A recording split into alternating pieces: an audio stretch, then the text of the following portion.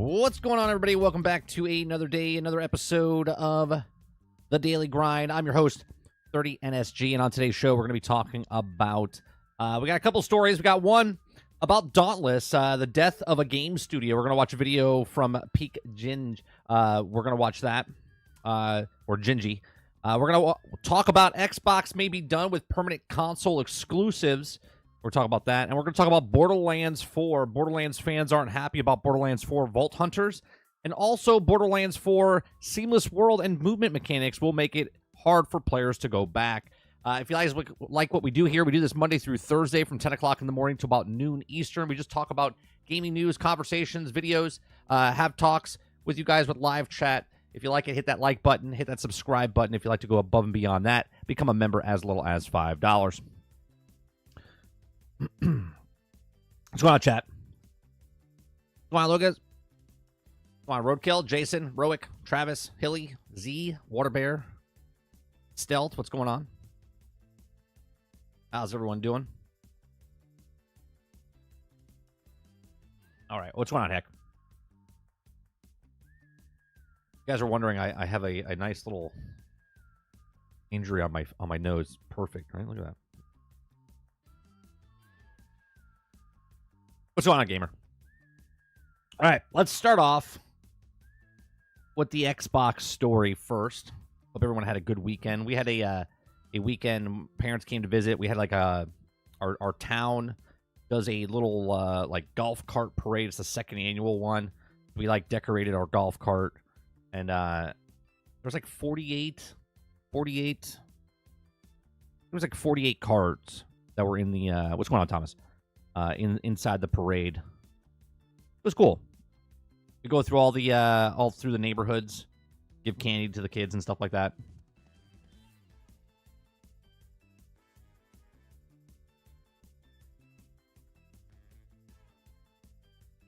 God, you didn't get the flu. It's random. You got the flu? You gotta build up your immune system or something, Travis. You're sick a lot, man. I feel like every week you're sick with something.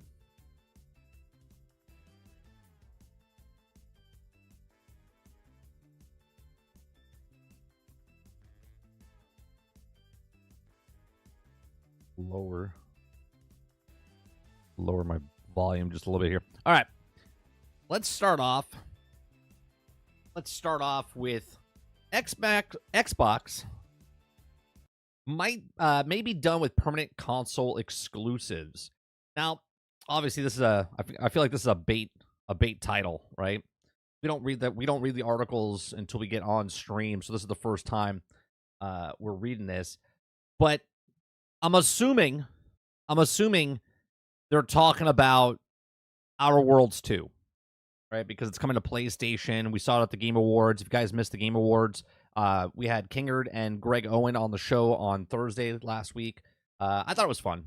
We just bantered back and forth. The video quality was absolute horrendous on my end. My camera was down. I don't know what was going on. But nonetheless, we had a good show. The Outer Worlds 2 showed a PlayStation at the end of it, and everyone's like, oh, all their first-party titles are going over. But Outer Worlds 1 was on PlayStation, so I don't really know why that would be a problem. But let's read on. So Xbox may be done with permanent console exclusives. It says a credible insider has claimed that Xbox might be relinquishing a permanent console exclusive going forward in 2024. Marked a dramatic change in Xbox exclusivity strategy as Microsoft began publishing its first-party games and rival platform, PlayStation and Nintendo. It seems that the company's multi-platform efforts will only deepen as time goes on.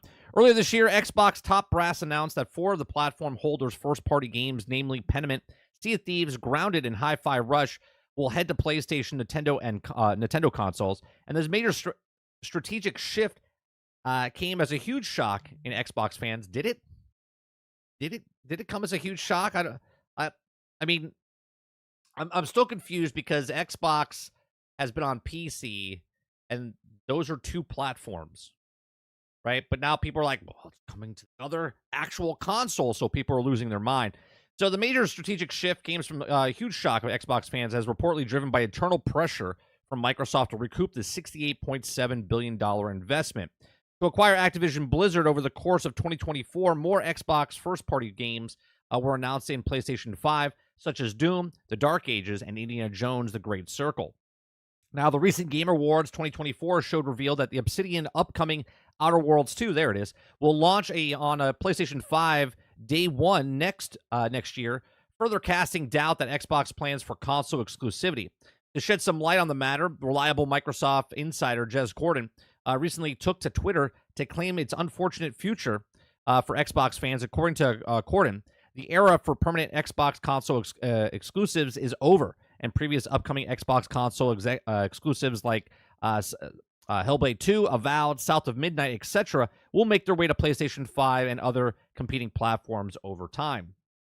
Okay, ever-existing upcoming first-party games and reportedly coming to PlayStation 5. So in a tweet, says, seems like the strategy is telegraphed in these days, but oddly enough, one that doesn't want to explicitly come out and say it.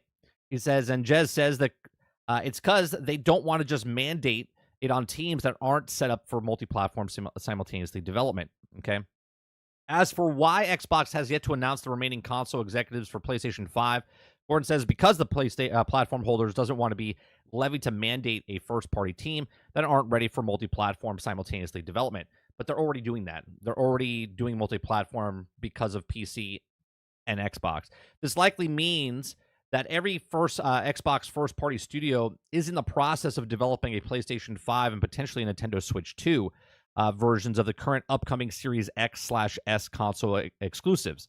Now, Corden specifically alludes to simultaneously of also noteworthy, as implies to every Xbox first-party game going forward might launch on PlayStation 5 day and date alongside the Series X, S, and PC. Okay, Gordon also remarks certainly hint at the more resolute possibility of iconic Xbox franchises like Halo, Gears of War, Forza showing up on the PlayStation in the near future. Moreover, Microsoft Gaming CEO Phil Spencer remarked some time ago that the company has no red lines for which Xbox titles head to PlayStation, and didn't even rule out the PlayStation 5 release for the next Halo game. Microsoft is likely have to quite dedicated with the future message surrounding Xbox consoles exclusivity. Okay, so here it is. I think it's funny because we've been talking now, I think it's been about 2 years, right? It's been about 2 years of people talking about certain games coming to PlayStation, like Starfield and whatnot. Starfield's been out for 1 full year. It's been 2 years since they announced where it was supposed to launch. People said it was coming to PlayStation, and then it came out in 2023. It's now been out for over a year. It still hasn't made its way to PlayStation. Now, I think it's funny because a lot of people in your little console wars that people like to do here is that, well, games are not coming to PC for Sony for about 1.5 to 2 years, and now it's been 12 months, 14 months, whatever it is for Spider-Man 2, and they just come to PC. Xbox is doing day and date on PC and Xbox at the exact same time, so they're already going to multi-platform on day one. PlayStation is slowly bringing their games over to other consoles as well. I mean, they did it with the IP of Lego Horizon Adventures that came over to Switch. It's also on Steam. It's also on PlayStation. That's a multi-platform game. It's a first-party IP that's now on different things. There's rumors that Lego Horizon might be coming to Xbox next year. And I just think it's funny that on one end, people hold up Xbox and saying that nothing's exclusive anymore, even though the games that weren't exclusive ahead of time are now going back to PlayStation. Like Outer Worlds 1 was on PlayStation. Outer Worlds 2 was on PlayStation. Other games that were already on the other platforms, now owned by Xbox, are still going over to the consoles that they were on before. It just makes more business sense. Now, as far as the games like Indiana Jones, that's Disney, right? Just like MLB told Sony they have to, in your words, not mine, told Sony that they have to go over to Xbox. I would assume that Disney said, hey, you need to make the game, but it also needs to go on multi-platform because, you know, it's the third party wants to make their money off of that. Going forward, I do believe more games will come to PlayStation, but I don't see an actual issue here. for anybody that's a gamer, right? Because if you own a PlayStation and you don't own an Xbox, then more games are coming to you, the PlayStation owner, that can now play games that you couldn't have played before because they were being guarded by the consoles, right? And if you are an Xbox person, you already get to play the games. And if you're upset that some other person can play a game, I don't know what to tell you. That makes no sense to me personally. That's like if someone can play it on PC, they can play it. So what's the difference if someone can play it over on another box? Now everyone's like, well, I bought this box thinking that I would have exclusives over somebody else. That's just silly to me because more games from more places for more people is better for gamers in general. So you don't have to own all the systems. But, here we are yet again. Something happens, and I'm assuming what sparked this is because of the Outer Worlds 2 talk that happens, where it comes out and they're like, oh, it's a PlayStation. More and more games will come to multiple platforms across the whole spectrum of gaming because less people are buying consoles. And I know someone is going to write in the chat, that's not true, 30. More people are buying no, less people are buying consoles. More gamers are out there because they can play them on the cell phone. They can play it in the cloud. They can play it on their console. They can play it on their tablet. They can play it on their PC. They can play it on their television sets. Less people are buying consoles, and the console makers know this, so they have to start putting them out in different places. But these are my thoughts. Let me know yours in the comment section down below. Please make sure you share, like, subscribe. If you like what I do here, please make sure you check out some of our other videos. Thanks for watching. All right, let me see what you guys are saying here. Let's scroll back up. Let's see. Travis says, I was about 5 days flu. I'm better, though. That's good to hear. I was talking about comments from Jez. Might be done, but being done, so maybe also. Okay. Outer Worlds 1 was on PlayStation. So, of course, Part 2 would be as well. That's what I'm saying, James, right? Like, I love how they use that as a catalyst of like, well, this was on coming to PlayStation. Like, well, the first one was. I don't understand. Same kind of rhetoric people use to Doom when the past iterations were multi-plat. Yeah. Travis says Outer Worlds was before they owned Xbox, but I'm fine with it. Correct. But they even said when they bought Bethesda back in 2021, they said that certain games will stay where they are because it would be idiotic to take it away from certain people when they, especially sequels and whatnot. Heck says, yeah, it was weird for people to bring up, though, where there also been sequels that didn't go here or there, mostly that it doesn't happen. Dustin says the Switch later was also strange people on Twitter. Thomas said, Thomas talking about that. Okay, I don't know. I mean, I guess since it was day one and not staggered. I mean, I don't know. I just think a lot of people like to, when they write articles, they like to prep up something, right? That whole article was basically because of Outer Worlds 2. They're like, oh yeah, a whole bunch of other stuff is coming, which could be true. But here's the perfect thing, right? We have this other article here. It's a rumor. Just like the other rumor that we just read about, well, all other Xbox games are coming. This one says Lego Horizon Adventures could be coming to Xbox in the coming months, it's claimed. Okay? Now, let's just say this happens. Then what? Someone will then protect Sony by saying, well, it's not their game. It's just their IP, right? It's always like you can say something for one side, but you can't, say it for the other. It's just silly to me.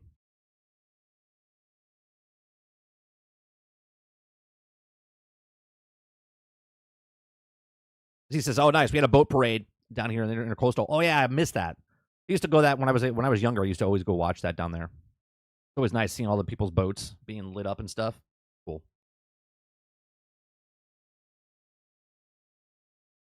Mo says, also, plans can change.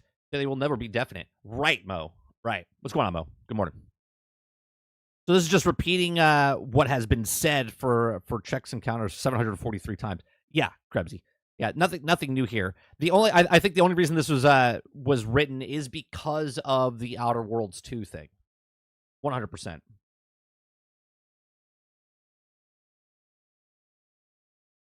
Release it now, fix it later, Game Pass.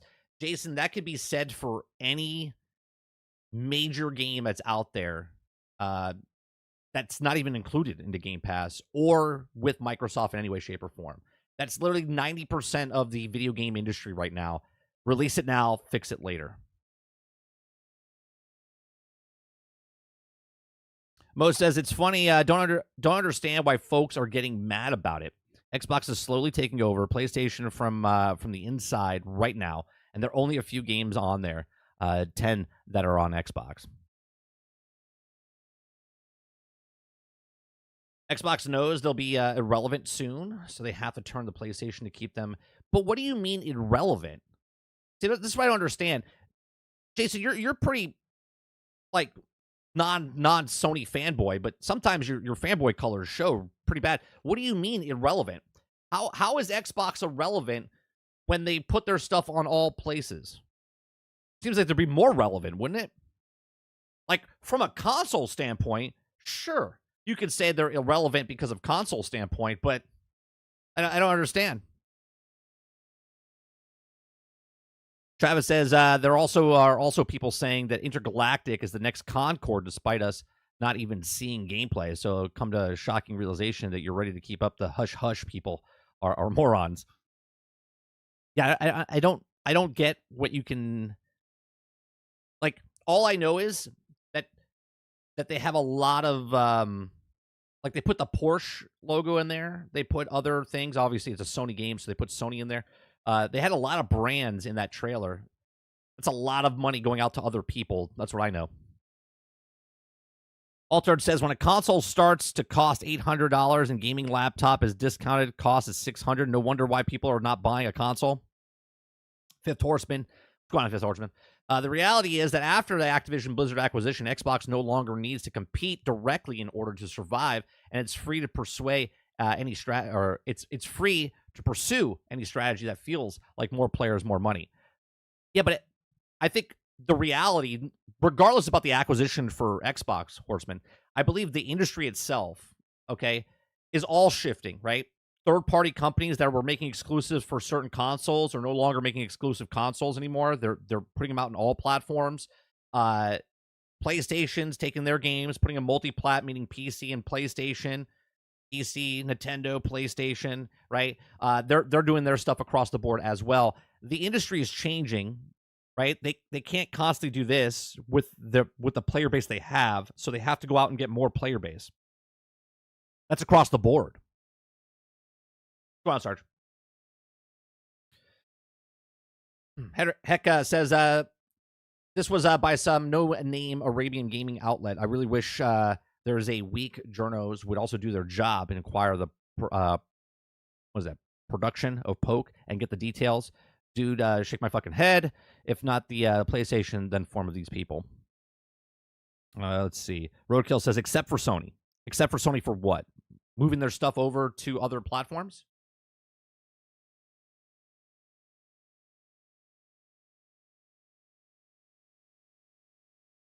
Sarge says Game Pass isn't the crutch, it's the medicine. But he's partially right. Roadkill says I would say maybe only 5% of Sony's games come out broke. If the Microsoft every game comes out broke, that's not true either. These are very generalistic, broad strokes. I will give you credit, Roadkill, saying that Sony has more stable games. 100%, right? But to say that Sony games have no issues, I mean, you're just drinking the tea. The console will all be irrelevant. Xbox has a software system. It won't be. Right. I could say that the console could be irrelevant, as Jason's saying. But Xbox itself, I mean, that's silly. Jack says people have been counting on Xbox for years. Nothing new. Krebsy says, just to share the facts, original Outer Worlds 2 end card had Xbox Series, Windows 10, Xbox Cloud. The new trailer is Game Pass, Xbox Series, Steam, PlayStation 5. So maybe that's what they're triggering things.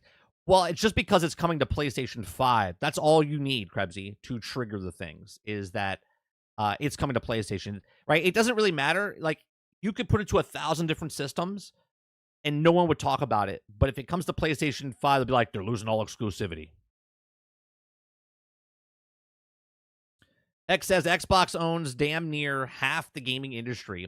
I don't play there, but I wouldn't say that they're irrelevant. Right, Heck, right? The other part that owns it is Tencent. Tencent owns a shit ton of the gaming industry as well. Jason says the console and brand will be irrelevant. Game Pass is all they have eventually, and believe that the Xbox name will be gone soon. So what, you think it's going to be like Microsoft Gaming or something like that? They're going to just merge it all into one thing, Jason? I think the console brand will be diluted, but the brand itself will not be diluted or irrelevant. Right? Xbox will still be very relevant.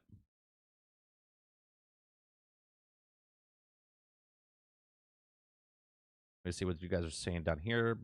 Roadkill says people are still buying the consoles. People that buy consoles don't want to play video games on a computer. It's as simple as that. They want to play in the comfort of their living room on the big TV. Sure, and but by just taking that, right? Xbox has sold 32 million, where PlayStation sold 65 million, right, of consoles. Okay, but yet people are playing Xbox. They're playing in way more places than just the console, right?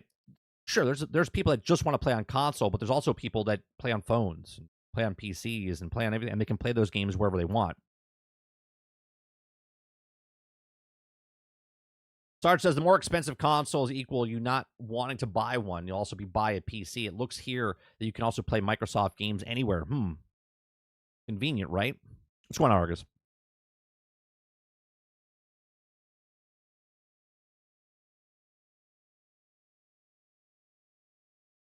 It's a broad stroke. It made Picasso famous. Yeah, Microsoft Game Pass is what it will be. You don't think Xbox will be in there at all? That I think they would, just like they I think Xbox would stay. And here's my thought process, right? Microsoft is the corporation, right? And Microsoft 365 is a thing. Like the 365 or Microsoft Notepad or Microsoft whatever it is, right? Microsoft is the front. Microsoft Xbox will always be that thing, right? I don't think they'll ever get rid of Xbox and merge it in with anything else, right? The Game Pass is Game Pass, but it's the Xbox Game Pass, and that is the brand, right? Regardless of whatever they do, Xbox will 100% be a part of it. In my vision. Travis says 30. Honestly, people are having a simple issue, which is people aren't gamers. They are just idiots wanting to bitch and moan, and just proof they all said people are whining about nothing because they're bored. That could be. Sarge says rich white girls don't steal candy bars. They get someone else to do it.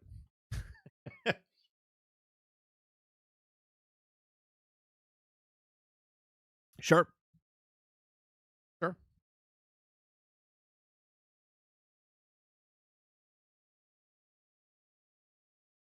All right. Let's go from that to go to Borderlands. All right, let's go to Borderlands. Borderlands 4 did absolutely nothing for me when we saw it. I was just like, cool. Borderlands 4. We were actually a little concerned when we were looking at Borderlands 4 when we saw it. Both me, Kingard, and Sarge were like, because they were showing like this trailer that didn't look like Borderlands. It looked like a, high res type of thing, cutscene. I was just like, where's that cell shade that we know about Borderlands? And then all of a sudden they started showing gameplay, and I was just like, oh, there it is. All right. Then they showed these 4, right? And a lot of things came into the people's thought process was, oh, we can create our own hunters, right? Because if these are the hunters, they don't look really that good. But if you could create your own hunters, that would take it to the next level. So we don't really know, right? So Borderlands fans aren't happy about the Borderlands 4 Vault Hunters, okay? It says fans got their first look at Borderlands 4 Vault Hunters in the game's latest trailer, and many aren't too happy about them. The 4th installment of the looter-shooter franchise revealed that the characters in the gameplay are the first time during the Game Awards on December 12th. Mixed reactions. I was listening to Skillup's friend podcast, whatever it is, and everybody that was there, Skillup wasn't there, but everybody that was in the audience when they were showing Borderlands 4 in the live crowd there, they said it was like silent. Like nobody cared about Borderlands trailer when it was up on the screen. Okay. It says one particular issue many had with the trailer is that Borderlands 4's Vault Hunters look bland. Okay. The Game Awards trailer unveiled a lot, including introducing Borderlands 4's villains. And there was also many sequel fans that also divided some express excitement or express excitement for the game, while others claim the franchise is continuing on a downward spiral. I don't know if you could get that from a downward spiral by just looking at it, but each their own. For many, though, the key takeaway had less to do with the game as a whole and more to do with the character design for the 4 new hunters. Now, I do get that. When I saw these guys, I was like, I was thinking to myself, I was like, well, maybe you create it, maybe you customize your own character now. Okay. It didn't take long after the trailer dropped for fans to take to Reddit and express their disappointment to the Vault Hunter. They were probably like soon as they saw it, they were like writing it as they were watching it. While Borderlands 4 already faced an uphill battle topping Borderlands 3 Hunters, it's not off to a great start.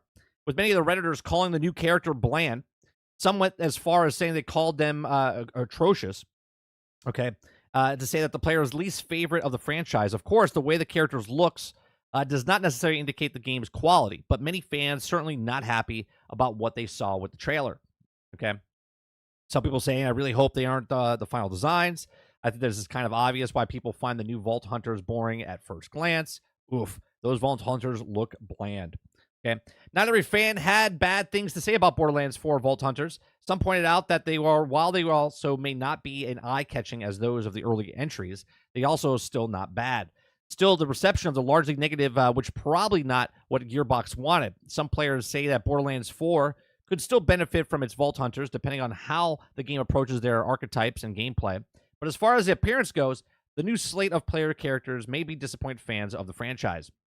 So while the Vault Hunter's design may not be fans' favorite, the 4th installment in the Borderlands series could still be make a big splash. Gearbox CEO Randy Pitchford has hinted at Borderlands 4's villains, saying that they're also dangerous and sinister, which also be relief of after Borderlands 3's Calypso twins, whose humor largely fell flat. Details on the new hunters, also abilities to steal uncertainty. But the initial reaction means that Gearbox may need to impress the fans of Borderlands 4's gameplay, and failed to do so with the aesthetics. I mean, again, looking at these guys, it doesn't look good, but I can't tell you from what this is, from what they're looking at. What we saw the gameplay, we said it live on stream. We're like, yeah, looks pretty good. It looks like Borderlands. Okay. I wasn't super excited, but I also wasn't like, oh boy, this looks bad. Again, when I saw this, I was like, all right, maybe you create the characters. Okay. So we have 2 stories of Borderlands. We have Borderlands 4 seamless world movement mechanics will make it hard for players to go back. Okay, those of you that played the past Borderlands, obviously there's points where you have to go through and load in. Supposedly, Borderlands 4 will feature a new grappling hook mechanic to also help you swing through the seamless world. Okay. So a new trailer for Borderlands 4 debuted during the Game Awards, providing our first good look at the upcoming looter shooter, hinting that just the big its world, which is seamless, is going to be. Now, the trailer is also stark contrast to the reveal for Borderlands 3, which featured repeated shots of familiar faces and locations from the franchise. Now, Borderlands 4's trailers comparison is very little familiar. Going solely off the 2 trailers, it seems like that Borderlands 4 is a cleaner break and more approachable on-ramp into the franchise than Borderlands 3 was. Okay. Still, it's clear that Borderlands 4 is building off a conclusion of Borderlands 3, with also a prominent shot of a new Reaper Queen, big baddie, starting up the moon falling towards the planet. Now, the moon eclipse is also the same moon that Lilith teleported away at the end of the Borderlands 3 and set in the prequel. Now, the trailer features a ton of shots of Horizon Line, which also actually teases Borderlands 4's seamless world. Now, quote, with Borderlands 3, with the biggest ideas going to different planets, is also more compartmentalized. Damn it. Gearbox software CEO Randy Pitchford told us he felt a little less open and free. Borderlands 4 is the most open and free ever. Now, for the franchise, I also saw the trailer for Borderlands 4 a week before in the Game Awards, and I got a chance to speak with Pitchford and creative director, and whom had also a lot to say about the new game. He says, quote, now that you look at it, since it's in the trailer, you can also see the characters looking out at the vista, Pitchford said. In every video game you've ever played, that's the backdrop, right? So in Borderlands 4, everything you're seeing is playable space that you can also get and reach without load time. So they showed a vista like up in the mountains and stuff like that. So basically, you can see it, you could go there, right? So it's basically like Assassin's Creed now. It's that type of open world game. It's just this vast game. So it was quick to joke that a part of the trailer we also paused to include the moon. So even if you could, it was cool if you could reach it far off the mountain and also lower the shot. Saying that also go anywhere on the shot without loading screens seems as exaggeration, with should probably soften the future's marketing. Now, all Pitchford had to say was everything in the scene, Jordan, everything in the scene, so stand corrected. So Borderlands 4 was able to pull off the feat that the rest of the franchise has never ever been able to do, as the first mainline game in the series also be made for Xbox Series X, S, and PlayStation 5. Part is making the world seamless, which isn't a huge deal in the grand scheme of things for video games, but it's also unheard of for the Borderlands game. He continues by saying, all these scenes, every scene, everything explorable, reachable, Pitchford said. So I will say that, Jordan, one of the challenges with them, with the term open world, is other games have done different things with them. There's also things that you're also doing none of them have done. But there's also things that specifically don't do because we are Borderlands. And we care deeply about the combat dynamics and also care deeply about the moment-to-moment feeling. We craft this world, everything that unfolds has a purpose, and you can feel the heart and design behind it. You can also tell people that also care a lot made this shit, and they're also putting it here for players. This isn't just all a semantics or algorithm-filled world, so be careful when you're talking about this. I wouldn't say open world because that term will come with baggage. This isn't what we are, but seamless is the expansive and larger than anything we've ever done before. It's also filled with nothing we've ever done. Any comparison I'll make should be taken with a grain of salt because I still haven't actually played the game. But with Pitchford as talking about Borderlands 4, world reminded him of 2008's God of War. I wouldn't call the game an open world, but it's also a seamless world. I imagine Borderlands 4 is designed in a similar fashion. All right, so I'll take that back. It's not an Assassin's Creed, it's a God of War, okay? To get around the world of Borderlands 4 is adding new vehicles and movement mechanics. You can also even see one of them for quite prominently in the trailer, a grapple hook or grappling hook. This also might get a fancier name than grapple. It's also have our own words for everything, but we also call it a grapple for now. But the idea that we want to give players the most seamless traversal mechanics that let them explore the world, exclusive combat, and also what we do. Okay, so Borderlands 3's movement tech was a huge jump in Borderlands 2, and the next game is set to continue the trend. So for Borderlands 2 to 3, we did a really push on our gunplay and added a mantle, and we added a slide. Okay, we bought Bunt Stump from pre-sequels, and around adding a few more of suggesting seamlessly connected. So also sometimes bringing up the Borderlands 3 editor to reference something, and we also try to do something that Borderlands 4 that I can't do in Borderlands 3.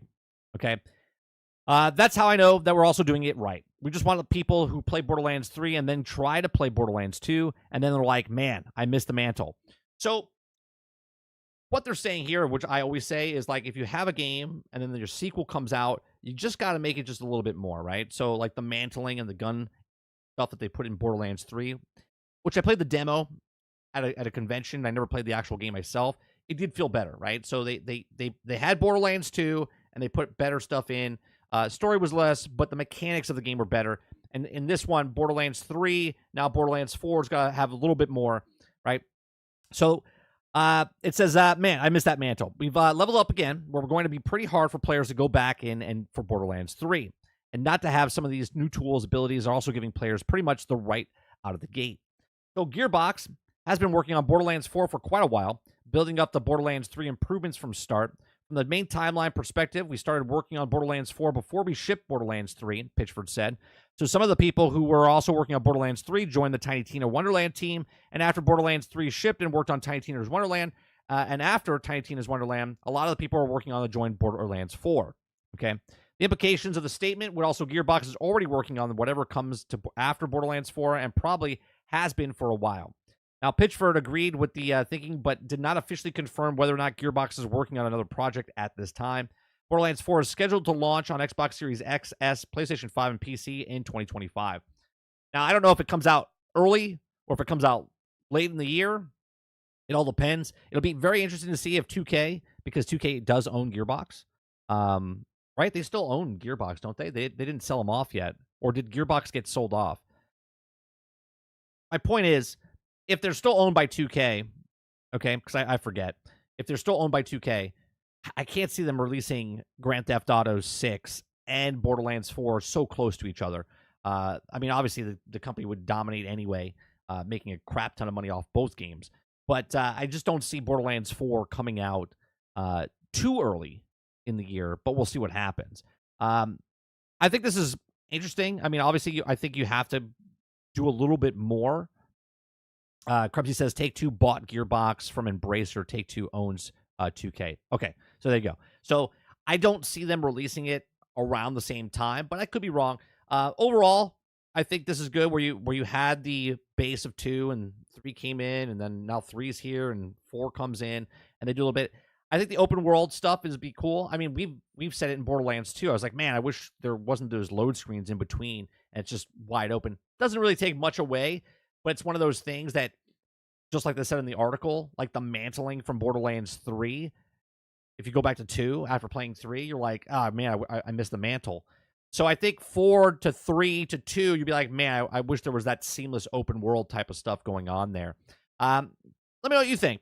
What do you think about the players that they showed, the playable characters? Do you think that those are the characters? Do you think that you get to customize your character in Borderlands 4? Is that the next mark in Borderlands where that story's been told, now they're making a new story, but the new story is with your characters? Or do you think those characters are it? Like, those are the main characters of Borderlands 4? Let me know in the comment section down below. What do you think about the open world as well, or esque of open world in Borderlands 4? Good, bad, indifferent, doesn't really matter. Let me know in the comment section down below. Please make sure you share, like, subscribe. And if you like what I do here, check out some of our other videos. Thanks for watching.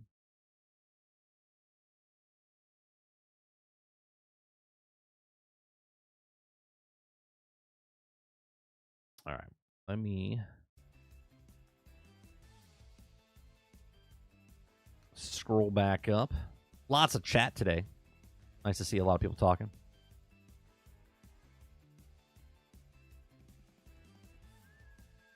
Jason says, yeah, the Vault Hunters look lame. Z says, are the car companies that sell higher quality of priced cars less relevant?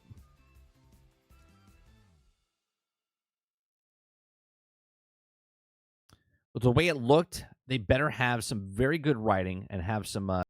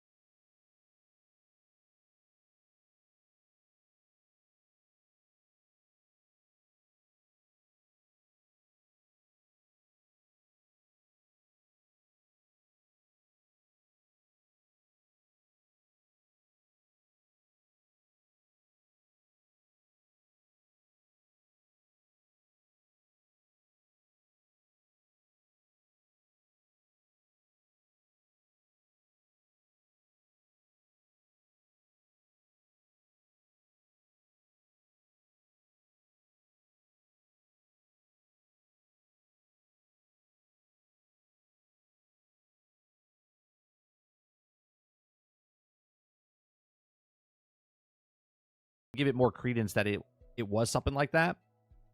But if you think about how Borderlands 2, I say Borderlands 2, I don't know how much DLC came out for Borderlands 3, but Borderlands 2, with all the expansions that came out after, like the game launched, and then a couple months after, like each expansion came out during that, you could almost say that Borderlands 2 was a live service game, right? Obviously, you're paying for all the DLC and whatnot, but the way the pacing of Borderlands 2, where they launched the game and then every single expansion that came out pretty fast after, like a couple months afterwards. They had like 4 or 5, right? You could look at that and go, oh, that was a live service game back then, which obviously it wasn't, because there wasn't games back then at that time, besides MMOs and whatnot. Cody says, Borderlands 4, I think late July to middle of September. Then GTA 6 will be October or November. I personally think October 23rd. Waterbear says, not really 30. Just Travis saying Elden Ring and Wukong overhyped. Come on, L.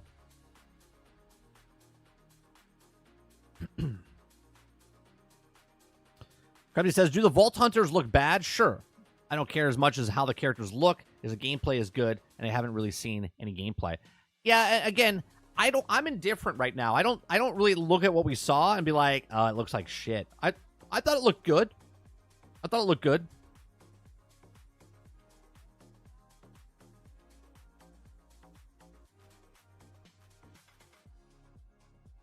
Travis says 30. Borderlands 3 had 6 DLC packs that were story.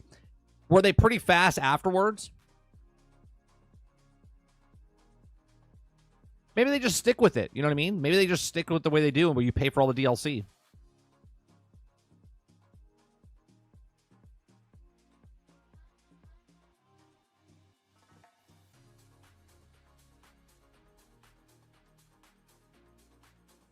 Robert Jones says, did they say it would be a games of service instead of DLC? They haven't said.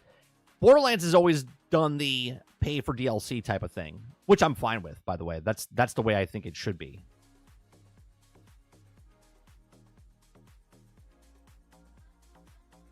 Eclipse says, I just don't like the art style while they're going more realistic.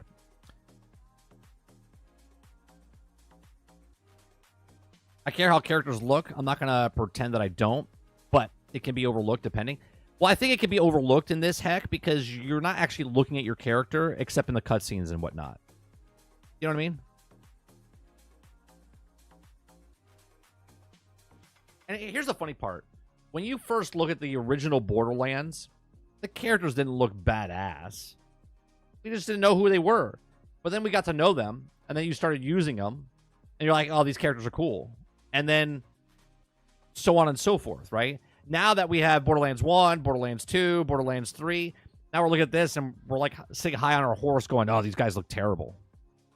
I don't think they look great, but I also don't think it means the game's going to be shit. From what I've seen.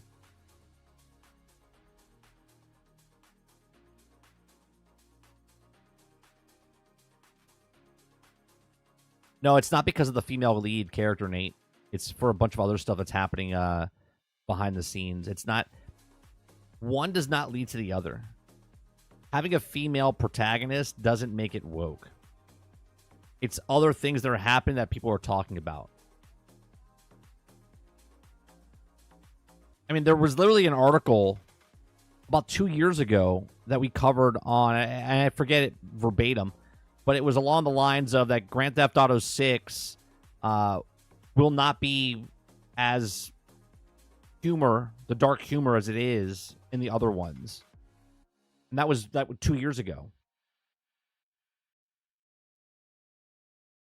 Travis says 30 plus the original Borderlands was supposed to be a generic Mad Max game. Is where it also went comedy.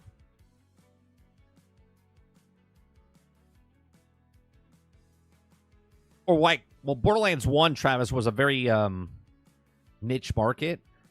It was like a sleeper hit afterwards. It wasn't popular when it came out. It became popular over time.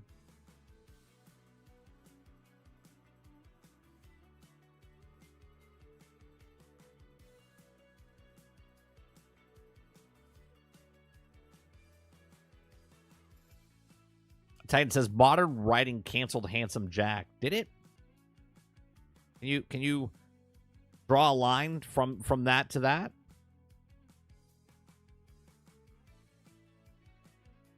Or are you saying we can't get Handsome Jack back because of it? Is that what you're saying, Titan?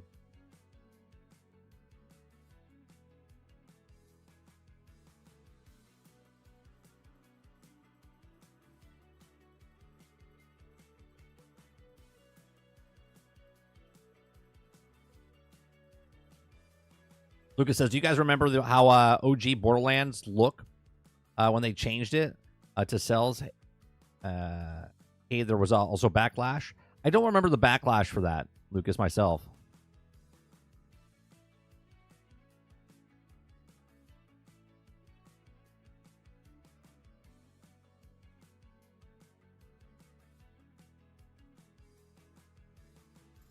Nate says, I know this isn't the topic, but just seen this, but I didn't watch because every game is woke. Now, well, almost every game.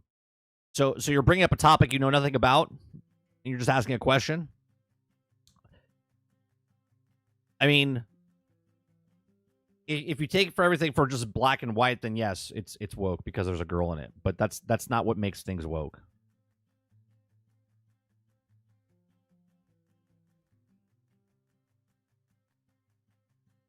I think Jack is too edgy now. Oh yeah, no, I'll agree with that, Titan. Yeah, I don't think you can write. Well, I think you know what? I think you can write. I just think they're scared to write it now.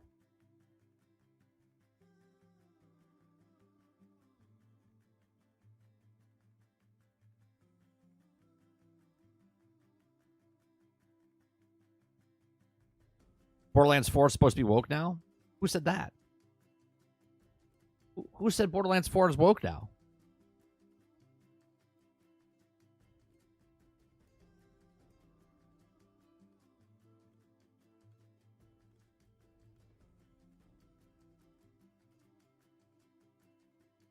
That's what I'm saying, Krebsy. It's like there's a female in it. It's woke. That's not what that is. That's not what that is.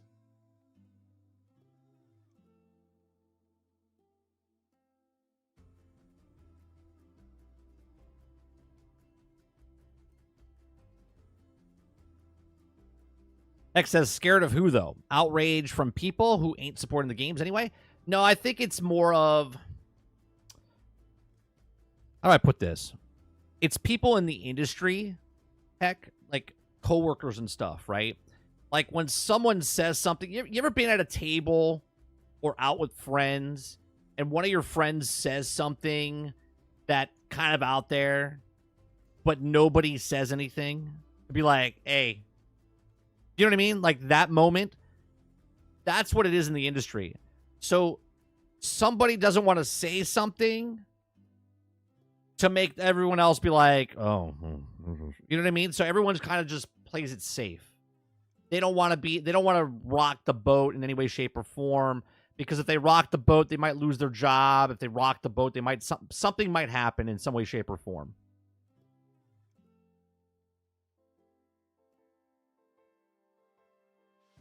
Go on, Dente.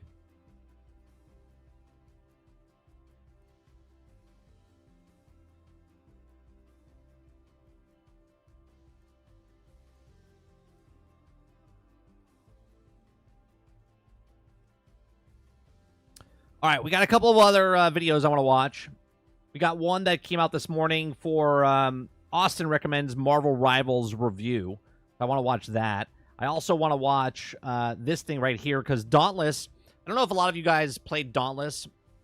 I have a lot of hours in Dauntless, or I should say I had a lot of hours in Dauntless.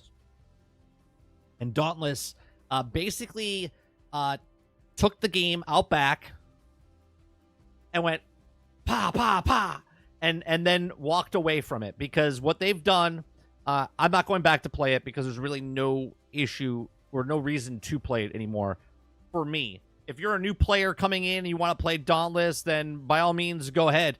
But me, I'm not going to go back and play it. So we're going to watch this video. This comes from Peak Gingy. Okay, he says, the death of the gaming studio. So we're going to watch this. And make sure it's normal speed. All right. If you guys like what I do here, we just cover game stories, news stories, videos, give you my thoughts and opinions. If you like it, hit that like button, hit that subscribe button. Okay, here we go.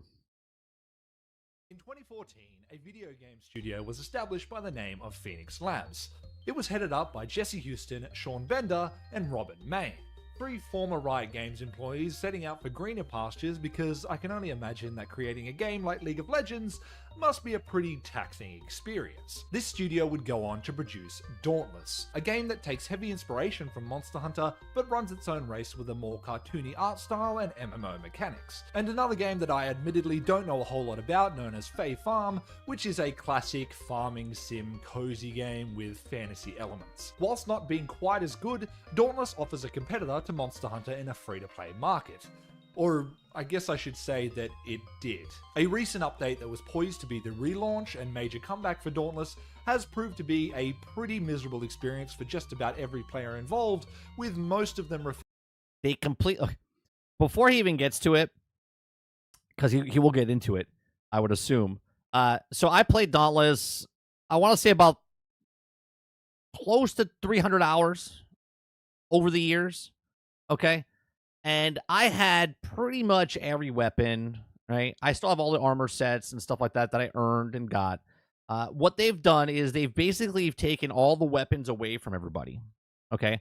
And now there's only one weapon per thing, and if you want to change the weapon, you have to actually pay actual money to get the other weapon now. They took all the weapons that I had and converted it into 500 coins, and to get a new weapon, it's cost 100 coins. Just to put that in perspective, I had... I had basically every single weapon in the game because I farmed it, beat the animals, grabbed the resources, and then made the actual weapons myself. And they converted that into 500 coins and said, fuck you and your time. Thanks for playing. Referring to it as the death of the game. And this is made even worse when you consider that this is the same game studio that cancelled a promising upcoming game by the name of Project Dragon or Everhaven weeks before it was set to hit early access. What is going on at Phoenix Labs? I don't usually get this interested in industry stuff, but there was something about this situation that really hooked me, so I had to take a deeper look. It is absolutely no secret that the gaming industry is in pretty dire straits. Studios open and close like it's going out of fashion, layoffs are a weekly occurrence, developer acquisitions are driving everything towards one big monopoly, people are overworked and underpaid, and there is AAA schlop shoveled onto store shelves every other day. It's a bit of a bummer, and many are affected, so why am I focusing specifically on Phoenix Labs? It's pretty simple, really. I like Dauntless. I think the competition... I did like Dauntless. Now I'm a little mad at Dauntless. For Monster Hunter is a good thing, even when it doesn't quite hit the same level of popularity. I also loved what I saw for Project Dragon, and I, along with just about everyone else online, am just baffled that a game that shows so much promise was destroyed when it was so close to being released. Let's get a little bit of background on Dauntless first. It was revealed during the Game Awards in 2016 with a trailer showing off some good old-fashioned 4-person monster hunting. No gameplay just yet, but we got a good feel for what to expect with 4 different characters wielding 4... Oh, that's another thing. I was also in the early access of this game. I played through the early access and then the beta of this game, and then when it fully released, and I loved it. I thought it was good. 4 different weapons. I've always compared it to like the Monster Hunter.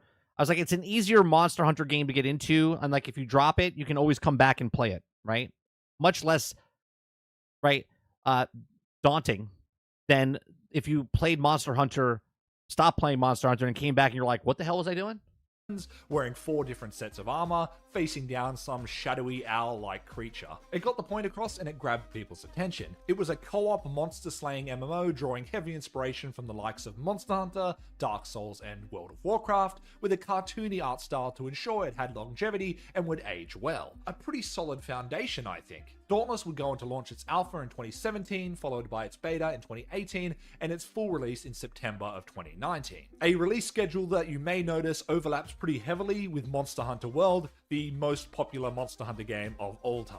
This no doubt had some negative impact on Dauntless's numbers, but Phoenix Labs, being made up of a lot of Monster Hunter fans themselves, persisted and they enjoyed some solid success, with millions of unique players trying the game out. It would go on to receive somewhat regular updates for about 3 years, adding new weapons and monsters as it went, before basically going unchanged beyond seasonal events until Dauntless Awakening launched in December of 2024. So where exactly does the controversy lie? high. Monetization in gaming is a pretty sore point for a lot of players. We're at a point where every system feels like a way to extract more money from us, with some of the worst offenders even putting those microtransactions on games.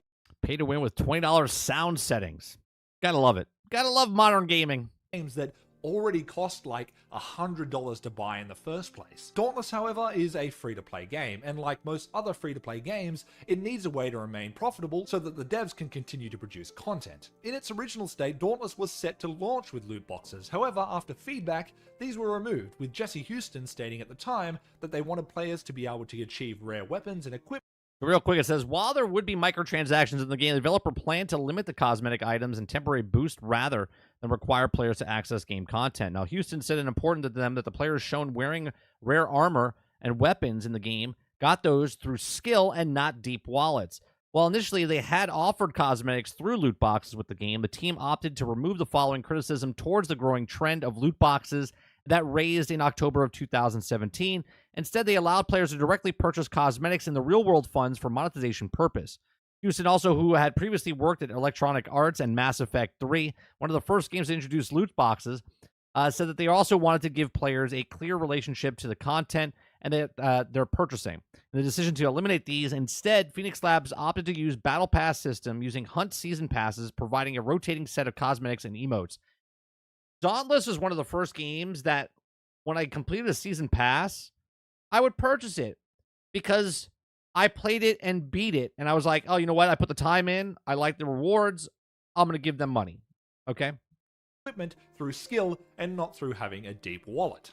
Keep that one in mind. Monetization options would then be adapted into purchasable equipment that is purely cosmetic, along with the battle pass, which is pretty common and low impact stuff by today's standards. Something clearly changed when Houston left the company in 2023 though, with the release of the Awakening update, so let's take a look at that. Dauntless Awakening was poised to be the relaunch of the game as it became available on the Steam store after years of being an Epic exclusive. From my point of view, I had only thought a few days prior that I should give Dauntless another go as I waited for Monster Hunter Wilds to come out. So seeing it on the Steam store was quite the surprise, along with the wave of negative reviews that it already had. That's actually what started me down this rabbit hole that led into making this video. Looking through those reviews and the Dauntless Reddit, the situation seemed pretty dire, with few having much positive to say.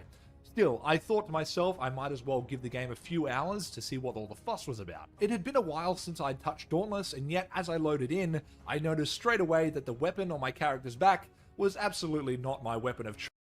Yeah. So I logged in and I saw the sword on my back and I was like, what the fuck is that? What have you done? What have you done to my weapon? Where's the weapon that I spent hours and hours and hours getting, making, crafting, and like, where is it? And I was about to find out why. The game forces you to do this tutorial that just has a lot of issues and makes for a pretty bad first impression. It talks to you and treats you as a first-time player, something that even I found pretty demeaning, and I've probably got like 30 hours total in the game, so I imagine that was pretty off-putting for those that have put thousands of hours in. It talks about Ramsgate, which is the main hub, like you don't know what that is, despite the fact that you load into it at the start before you even touch the tutorial. And it turns around and it asks you to do these attacks with the left trigger, well, left trigger on the controller, I don't know what the button is on keyboard, which you can't actually do because I think it's left button on the mouse, isn't it? Because it hasn't taught you about weapon changing yet and told you how to equip another weapon, so the left trigger doesn't do anything. Anyway, the rework to the weapons seems to be the biggest gripe for people, and I can absolutely see why. They essentially completely removed weapon crafting entirely, deleted any weapons you previously had, and gave you one of each weapon type. Deleted weapon crafting. In a game all about slaying monsters and getting... Literally, the game was about making weapons and armor from certain animals, right? Fight the monster, get his parts, take those parts, create your weapons, do more damage against these other weapons, other monsters. Getting their materials and making equipment out of their materials. What? To make matters worse, it seems like each weapon has one element. So there's an ice sword, and a nature pike, and a fire axe, and so on and so forth. Meaning that if you need fire to take down a monster, but you don't like how the axe feels to play, well, too bad. You either don't get the elemental advantage, or you have to use the axe, which you don't. So stupid. So stupid. Okay. So if I fought a frost monster, I would bring my fire sword because I liked playing with the sword. But now I don't get to play with the sword. Now I have to use the axe, or I have to use the weapon that they tell me. Like, how idiotic is this? Especially when a game is 5 years old, okay? And people grinded for these weapons, grinded for the materials to make their build, per se, okay? Where I had every single, basically, gear and weapon, right? They didn't take the armor away, but they took the weapons away. So if I went against ice, and then I would have the fire. If I went against electric, I would have all these things, and yet they took them away from you. They went, this is a smart idea. Let's take it away from all the people that played. Like, number one rule in gaming, respect your players' time. Don't like playing. What an asinine decision. What a crazy design decision that is. It's entirely possible that there's something I'm missing with this, but that's how it felt to me. That's how it reads in game. The monetization ties into this as well, because if you do actually want weapons with different elements, you got to buy them with real money. How in the world did they think that that was a good idea? Well, I know how, but we'll get to that later in the video. The monetization sucks. They added loot boxes back to the game. They made it pay to win because you can buy weapons, as in actual weapons and not just cosmetic transmogs, and you can buy. This is how you destroy a game. The greedy sons of bitches that are in the corporate world, these are the people that made the choices. The people that were making money, whatever money it was, they were making money, and they said, nope, we need to make more money. We need to screw over the fan base and try to get new players, okay? Try to get new players to come in and give us money for this, right? Completely get rid of the, right? They squeezed everybody out of whoever played this game ahead of time, right? For the last 5 years, they're like, no, we got enough out of these guys. These, nothing left. Nothing left out of these guys, right? We need to get new blood. We need to get new money from these people that don't know what this game was about. The weapon upgrading material, and also you can pay to skip some of the quests. What are they doing? God, it's just so upsetting, even for me, and I'm not that invested in the game. Other things also suck. The new decoration style mechanic results in them breaking if you remove them. All the armor has the same defense when you first make it, no matter what monster it's from. Weapons upgrade with use also suck. The new decoration style mechanic results in them breaking if you remove them. All the armor has the same defense when you first make it, no matter. So you're telling me all my armor now is just cosmetic, and all my armor does the exact same thing? What monster it's from. Weapons upgrade with use, meaning that to try a new weapon, you need to go back and grind out the beginner monsters or pay for them to be upgraded. The quest progression system also doesn't seem to be any clearer than the last time I played, despite the fact that that was supposed to be one of the core reasons for overhauling everything in the first place. Everyone has to start again, whether you've spent 30 hours or 3,000 hours, completely robbing players of any agency whatsoever to explore all this new content on their own. The moment-to-moment gameplay when you're out and about fighting things is still the same, though. Feels the same to me, at least. Yeah, the gameplay felt great. But why would I go back and play this? Can anyone explain to me why I would go back and give more time in a game that literally just shit on my time?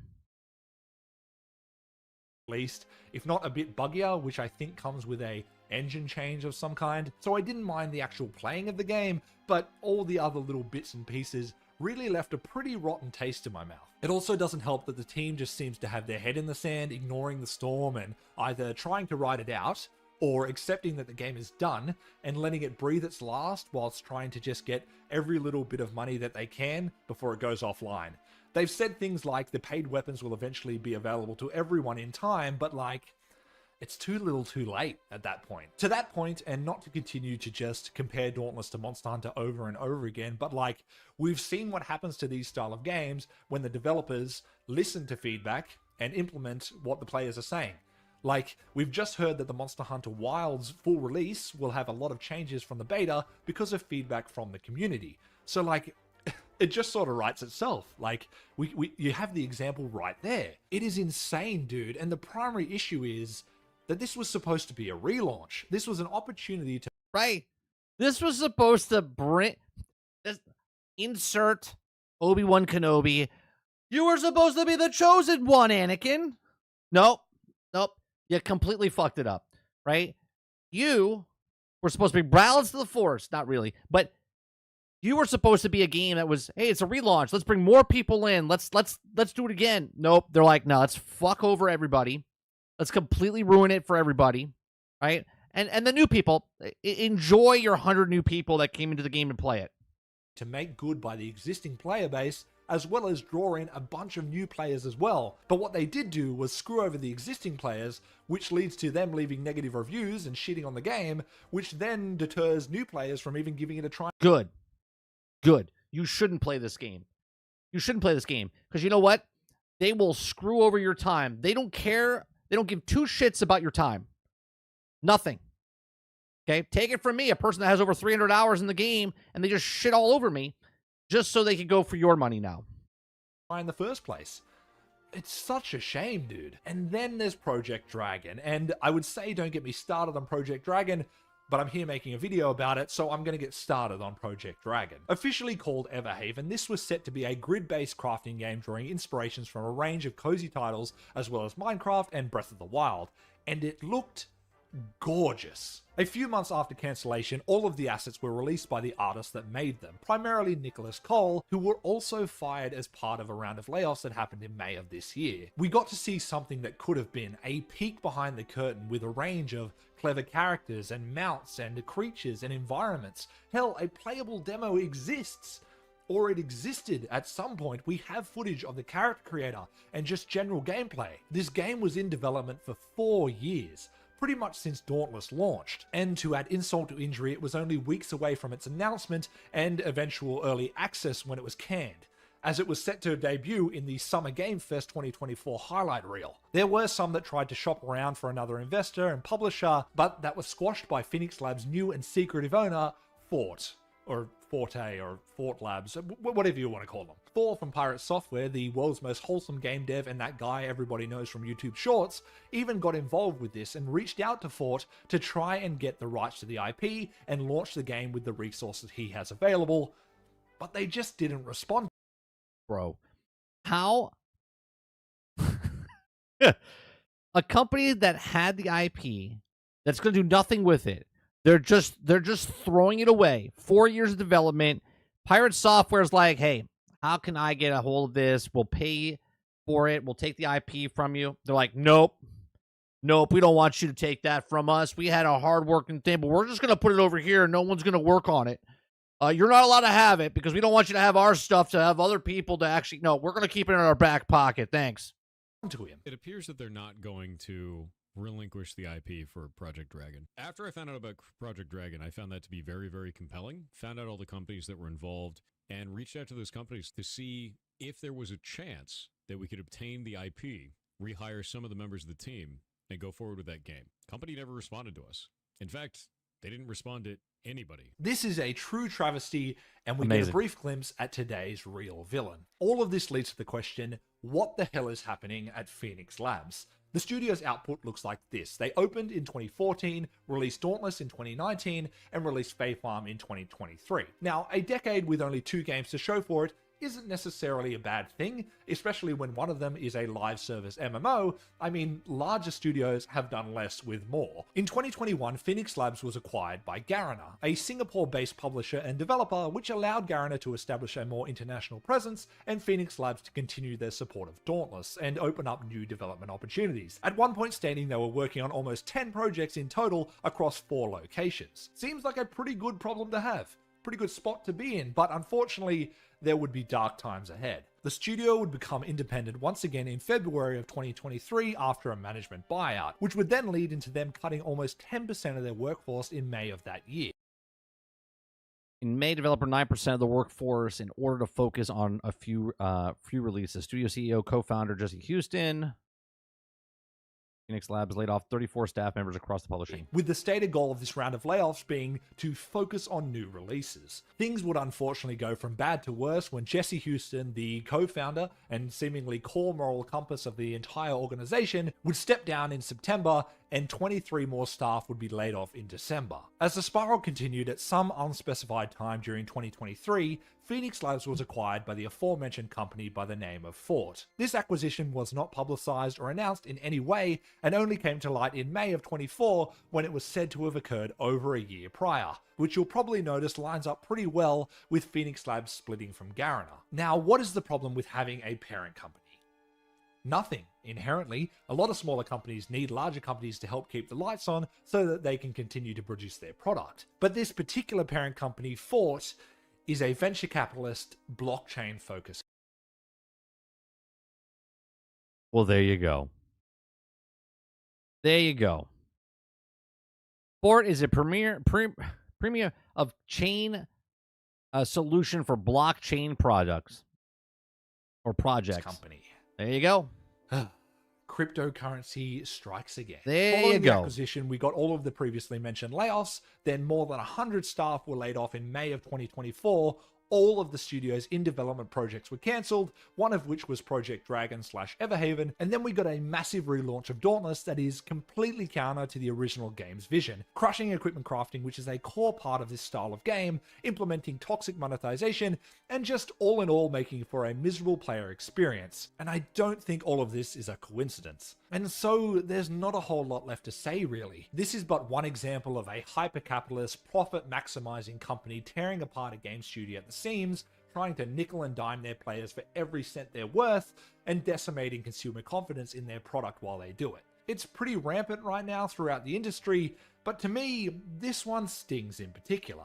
Whilst I never got lost in the source of Dauntless, I could see that it was special, that it had a lot going for it. It has systems that are super intriguing, really interesting weapons and equipment, and most importantly, cool monsters. And Monster Hunter really lacks a good, healthy competitor. Furthermore, we rarely get a peek at a game that could have been like we did with Everhaven. Usually games live and die in some corporate office before the public ever gets a glimpse, but seeing something that so clearly looks like an awesome game to play and get lost in, and knowing that it likely will never see the light of day, is pretty devastating. And to think that it might get twisted into some blockchain, NFT crapfest of a game as well, is even more devastating. Whether you like Dauntless or not, have ever heard about Fae Farm, or even care about Everhaven, this should be something you do care about, even if there's not a whole lot we can do to change it. If you enjoy good games and the artistry behind them, value the love and dedication put into their development, then remember that there were people behind these projects who had that passion and drive to deliver on them, even if the powers that be had other plans. And that's the real shame of this whole situation. So here's the problem. Okay. I know Krebsy asked about the NFTs, like, why don't they have NFTs? Well, they put a new currency in the game. I don't know on the back end. Again, I'm speculating here, but they gave a new currency for the weapons, right? Who's to say though when you pay your money that it converts it into those that's not the NFT type of currency? I don't know, but this has gone the complete opposite of Wayfinder. Wayfinder was this thing that they were charging for everything, and then they turned their game into a single player co-op, type of game. Instead, they saved their game.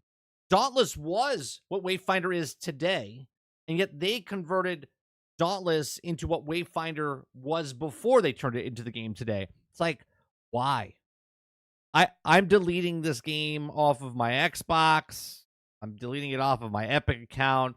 Dauntless can kiss my ass. The whole company can kiss my ass. You ever see that movie? Kiss my ass, kiss his ass, kiss your ass. Okay, like that is beyond that. They screw. I was so upset. Right, my son only has like 30 hours in. He was upset that he lost the weapons that he got. Right, he literally said to me, he's like, I earned those weapons. I said, yeah, I know. He's like, and now I can't use them. I said, no, you can't use those. And he was just like, well, that's stupid. He goes, why would a company do that? And I'm like, I don't know. I know why. I don't want to tell him why. Okay. For the $30 for the dollars. Yeah, it's a shame. Fucking a shame, man. It's so stupid. But the worst part is, I think, like, forget about Dauntless for a second, right? The other game that they were creating, and Pirate Software reached out to the company because they weren't doing anything with the IP and said, "Hey, I would like to purchase the IP and do it," and they just never responded. Like, that is so crazy to me that they would rather have wasted the money and do nothing with the IP that they're creating or the game, change their other game up in for financials, and not sell the other IP to someone that wants to take it and be like, "We'll take it and we'll move it forward." That is so. It's like someone's just like, "Nope, you're not taking it from me," and then like blowing up the house instead of selling the house. It's like, why would you do that? So dumb. Eclipse says, I mean, anybody that pays attention to technology knows that RE Engine is good for linear games and not so good for open world games. Altern says, I mean, it's always known why they did it. It feels like self-sabotage, like trying to show the owner that the idea was stupid. Maybe. Well, good for them. I hope they got the point across. Waterbear says, son, this is a valuable lesson learned. It's only going to get worse for the newer gamers because there is sucker porn every minute. Yep. I'll do this for my son. Hi, I'm Captain America, here to talk to you about one of the most valuable traits a soldier or student can have: patience. Sometimes patience is the key to victory. Sometimes it leads to very little, and it seems like it's not worth it. And you wonder why you waited so long for something so disappointing. How many more of these?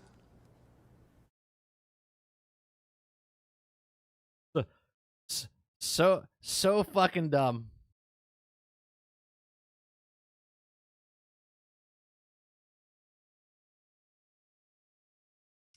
Amazing. Fucking amazing.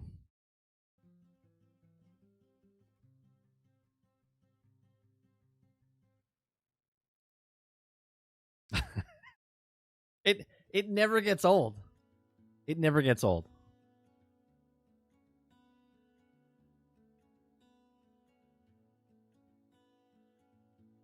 All right. The next video we want to watch is 20 minutes long, and it's the Austin Recommends Marvel Rivals. It's a slash review of Marvel Rivals. I'm enjoying Marvel Rivals. I went 2 days without playing. Friday and Saturday I didn't play. I played a little bit on Sunday to catch up on the stuff I missed. I think it's gonna last. I do, but we'll see. There was a video that was talking about, or I'm sorry, we did an article. Rolling Stones did an article on Marvel Rivals saying that it's not an Overwatch. It doesn't need to be Overwatch, and I 100% agree with that statement. So let's watch this. Let's bring this up. This is a review of Marvel Rivals from SkillUp's editor, Austin. Let me stop this real fast, and we'll stop it and pause and whatnot as we go. Very proud to be continuing the journey with this video sponsor, Squarespace. They just re-signed for the 6th year running, making them our longest and most supportive partner. They help me do what I do, just like their website creation tools help millions of people start new careers, build new businesses, or just get things done. They're offering a special discount to viewers of this channel, so stick around to the end of the video to learn more. Alright, so Marvel Rivals doesn't need much introduction. You've probably already seen how much this game has popped off. It peaked at over 480,000 players on launch and still sits at over 400,000 concurrent players a week later, and it's easy to see why. It takes the Marvel Universe, perhaps the most recognizable name in pop culture today, and Can we just rewind there for a second? That's how many people they have in this game. Like, they could potentially bring to the game. Now, obviously, a lot of those characters are just ridiculous. But this is why I said they should have 40. This is why I said they should have 40 at launch. Because look at them all. Look at all the characters that are there. It's ridiculous. The Marvel Universe, perhaps the most recognizable name in pop culture today, and fuses it with the bones of Overwatch, one of the most beloved hero shooters on the market. Or at least it used to be. See, I think a key part of Marvel Rivals' success is that it's launching at a time when Overwatch is at its lowest point. For context, I was really into Overwatch at launch. In fact, all those So was I. I loved Overwatch when it came out. Had a blast playing it. We played it so much. good times with friends was what compelled me to get into video editing in the first place. But I, alongside many others, fell off over the years. Specifically, the whole Overwatch 2 fiasco has really dissuaded me from returning. The switch from 6 versus 6 to 5 versus 5, making teams overly reliant on their single tank, a role queuing, making even quick play feel overly competitive, and the nail in the coffin was Blizzard completely dropping the PvE mode that actually justified Overwatch 2's existence. Not Right. Like, hey, fellow gamers, we're going to make Overwatch 2 because we're going to put PvE in the game. And they're like, Overwatch 2, we got PvE, here we go. And they're like, oh, by the way, here's Overwatch 2, but we're not giving you PvE. Now, I did say that Marvel Rivals should have a PvE. They should do what Overwatch couldn't. And the difference is they could do that if they really wanted to because they're not tethered to just the PvP right now. You know what I mean? But they decided just to go to PvP, which is fine. But I think they should have put some sort of PvE content in there and do what Overwatch couldn't. to mention that this totally replaced the original Overwatch, so you can't even go back to the way things were if you wanted to. I'll admit, that kind of left an Overwatch-sized hole in my heart. There have been many, and I mean many, new hero shooters that have popped up in its wake, but none that quite hit the same spot that OG Overwatch did. Until now. Because yeah, I'll say right off the bat, Marvel Rivals is the closest a hero shooter has come to filling that hole. NetEase has done a bang-up job at taking the Marvel universe and translating it into a fun, competent hero shooter. I mean, as far as a Marvel-themed Overwatch goes, there isn't a lot more I could ask for. If that's all you need to hear to dive in, you'd be right to do so, but it isn't without its shortcomings. On one hand, its tried and tested hero shooter formula does lead to those exciting match-defining moments that make this genre so enticing. Character kits and synergies have been thoughtfully crafted to fully deliver on your favorite Marvel hero fantasy, and the presentation overall is genuinely Just the menu system, the way they pop out and stuff like that, the presentation is fantastic. S tier. On the other hand, it relies too heavily on that expected formula, presenting maps and modes that lack the creativity present across the rest of the game, and its disregard for true structure leads to a kind of messy hero shooter that's sometimes difficult to take seriously, as teamfights often descend into a tornadoing brawl akin to a Looney Tunes cartoon. If Overwatch is a professional soccer match with all its divisions, roles, and rules to maintain the integrity of the sport and make it easily watchable, Marvel Rivals is a game of beach soccer with your mates, an anything-goes scrappy romp that often descends into complete chaos. You know, clashing shins, people slipping on the sand all over the place. You see, Overwatch's problem is that it started out as that beach soccer match, but as people complained about their sore shins and rolled ankles, more rules were added, gradually evolving into this self-serious competitive sport. Right.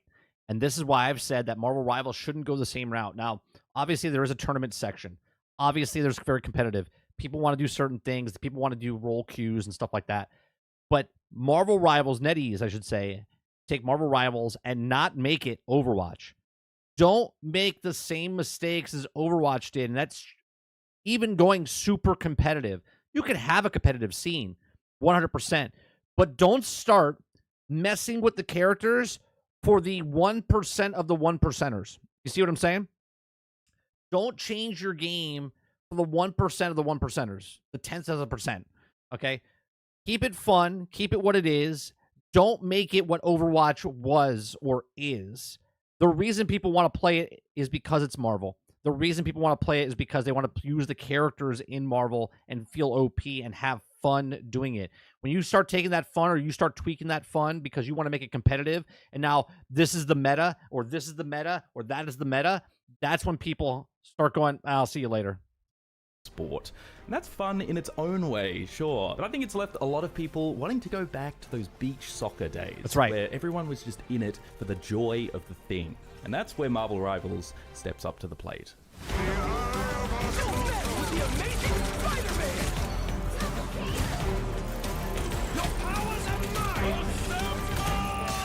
I like his analogy. Keep it beach soccer.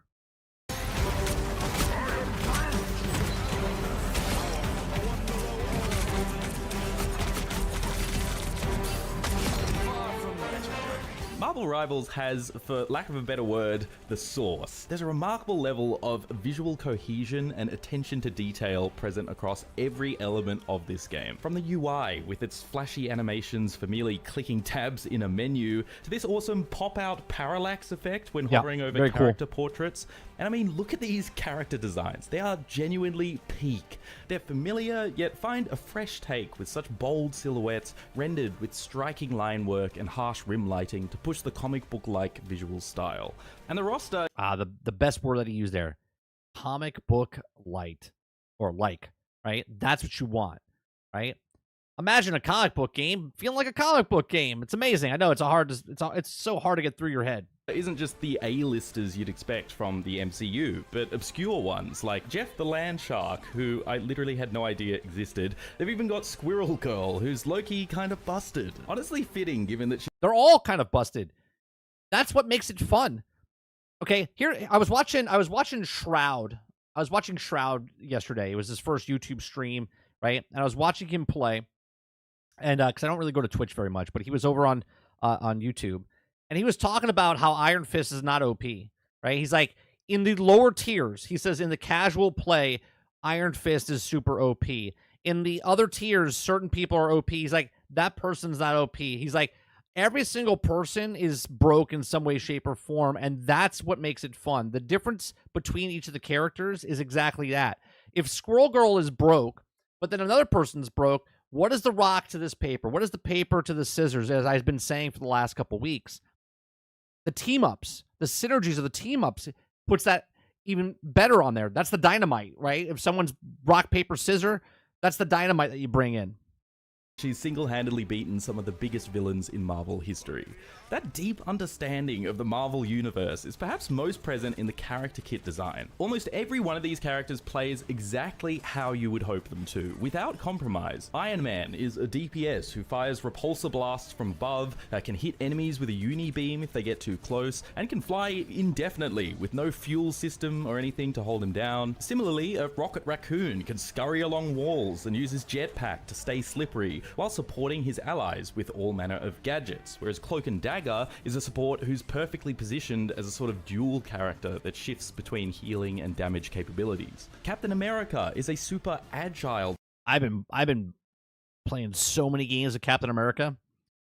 Tank. One of the fastest characters in the game, in fact, with his sprint and leaps, while Magneto is this slow-moving force of nature, pressing ever forward, almost begging enemies to take a shot at him just so he can brush them off with his powers of magnetism. Fear Magneto!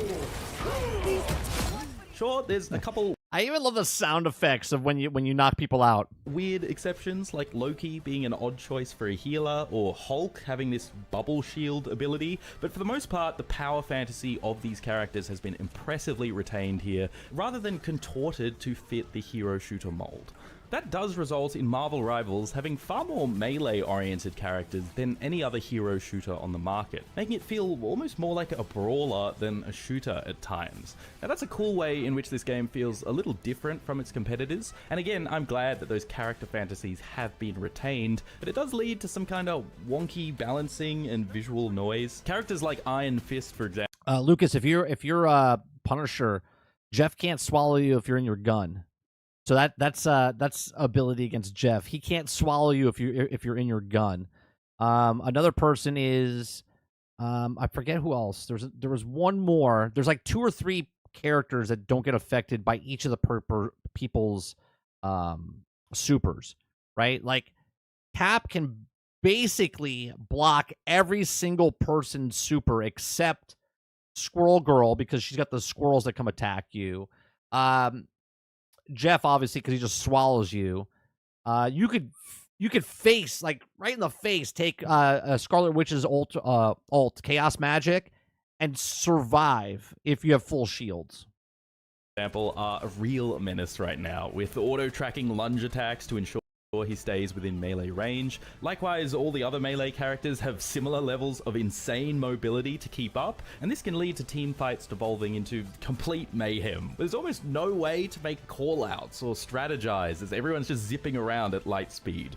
That chaos can be fun, for sure, particularly when it leads to those crazy final stand moments where everyone's just piling onto the objective, but it is messy, and sometimes the outcome of a fight can feel more down to luck than skill or coordination. Where coordination has been smartly encouraged, though, is in this team-up mechanic. Yep, 100%. So certain character combinations will activate passive buffs or grant bonus active abilities. For example, if Rocket is on a team with Groot, he can ride on Groot to take less damage and Groot gains more health. If there's a Punisher or Bucky on the team, Rocket gets an extra ability that lets him place down an infinite ammo zone for them to go ham. Hulk gives Iron Man and Doctor Strange extra gamma damage on their abilities, while giving him a health buff, whereas putting Hulk on a team with Wolverine lets you perform the iconic fastball special, which is both hilarious and effective. Okay, we're eating me.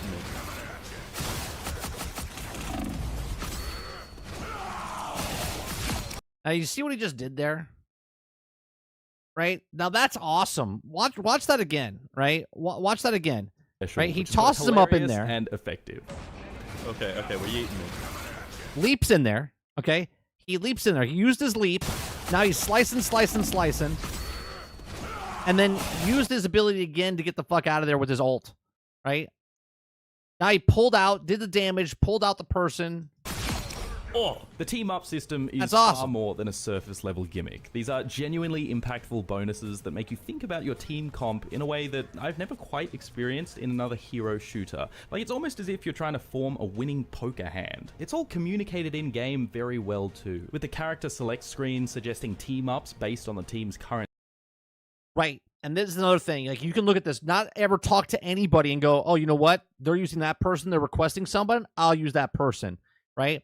You could be selfish, right? 100%. If you want to be selfish and not use a healer or you not be somebody else, cool. You can pick the person you want to be. But if you pick a person that someone's requesting, then you've given your team a buff.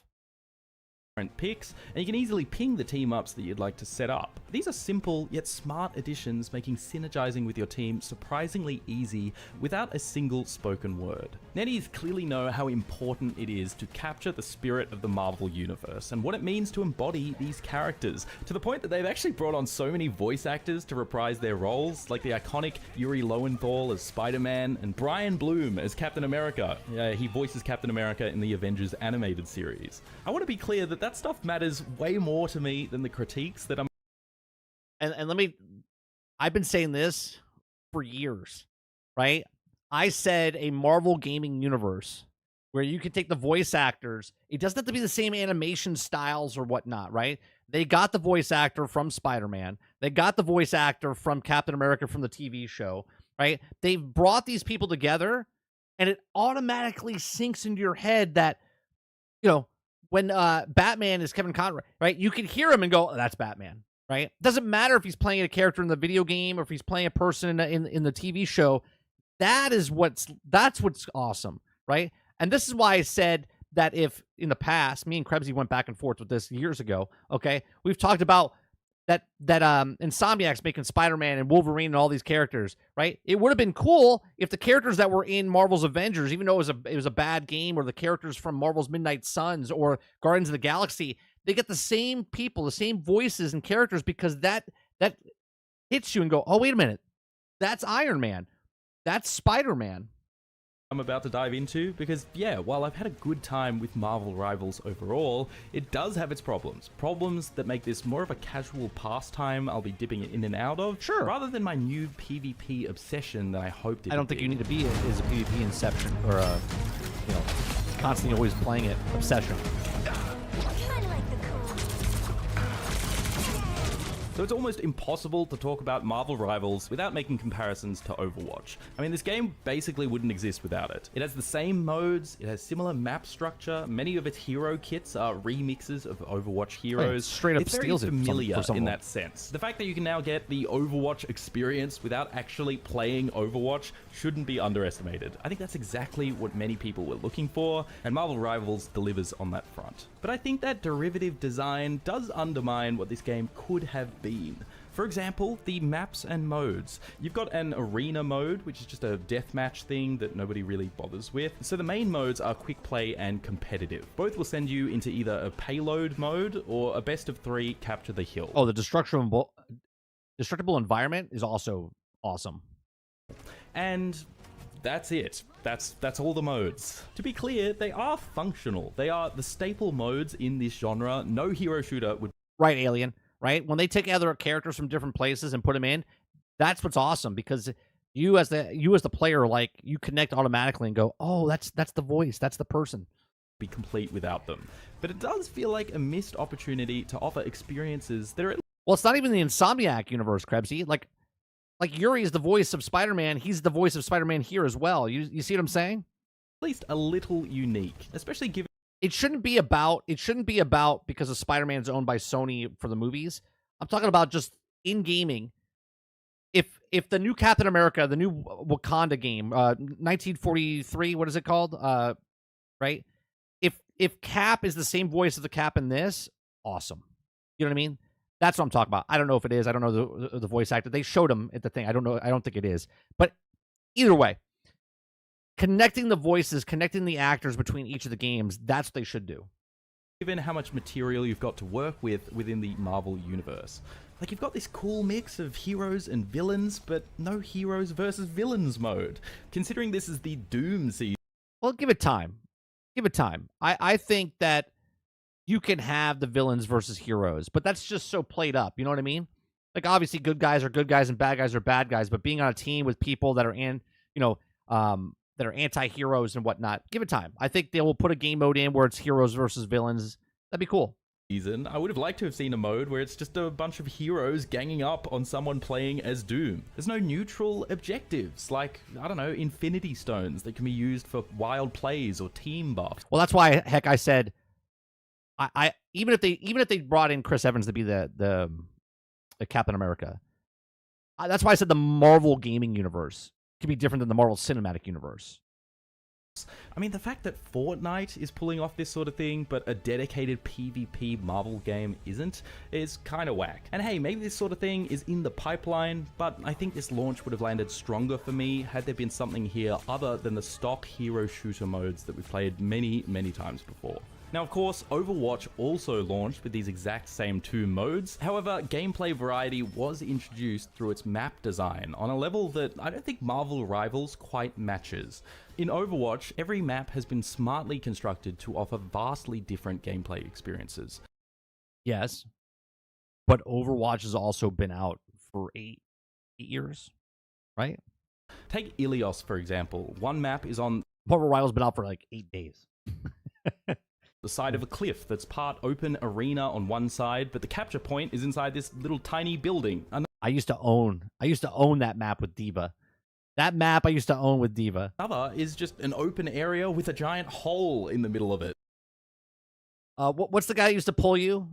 Is it Warthog? Warthog would pull me, right, with the hole down the middle, and then I would jet out of it with D.Va's ability. It was fantastic. And then the last map here has no death zones around it at all. You've just got to duke it out in CQC within a sunken arena. Even the payload maps like Route 66, Watchpoint Gibraltar, and Dorado, they're all memorable because of how they transition between cramped indoor spaces and then outdoor spaces with long sight lines, forcing you to adapt on the fly. All that is to say that every Capture the Hill map in Marvel Rivals just feels like that last Ilios map. Roadhog, just thank a you. Flat arena in the middle of a big room with maybe a death zone on one side of it. Same goes for the payload maps. I don't think they play enough with sightlines to create variety. They're mostly just the same sort of long, linear pathways with plenty of open space around them to ensure all the aerial characters have room to fly around. That is why I think they're designed that way, to ensure that every hero is sort of equally viable on every map, and I think some will enjoy that aspect. But to me, it makes matches feel rather samey, and the map roster being as limited as it is right now doesn't help either. In an effort to remedy remedy that, environments are destructible, which is a fun mechanic, don't get me wrong, but to me, it doesn't quite do much to enhance the experience. This isn't Battlefield or the finals, where explosives are kind of a scarce resource, where using destruction will actually give you the jump on enemies. You just sort of accidentally blow up the arena as you play, and even if you do it intentionally, rarely does that create or eliminate. What's he talking about? It opened up sight lines and stuff. Right? If you do it intentionally, you knock down the buildings and stuff. Now you have sight lines of people that are like snipers and stuff in the back that can still shoot. Opportunities because of how mobile all the heroes are. Like, sure, you can blow up that bridge, but who cares? Because nobody was going to use that bridge. What do you mean? That is such a generalistic of what he's just saying. Oh, you blew up the bridge. Now who was going to use that bridge? That bridge could be used to have someone propped up there to shoot you? Someone could be hiding up there? So I don't understand. Anyway, Cap is awesome in this game, Jason. sometimes, though, it does kind of work.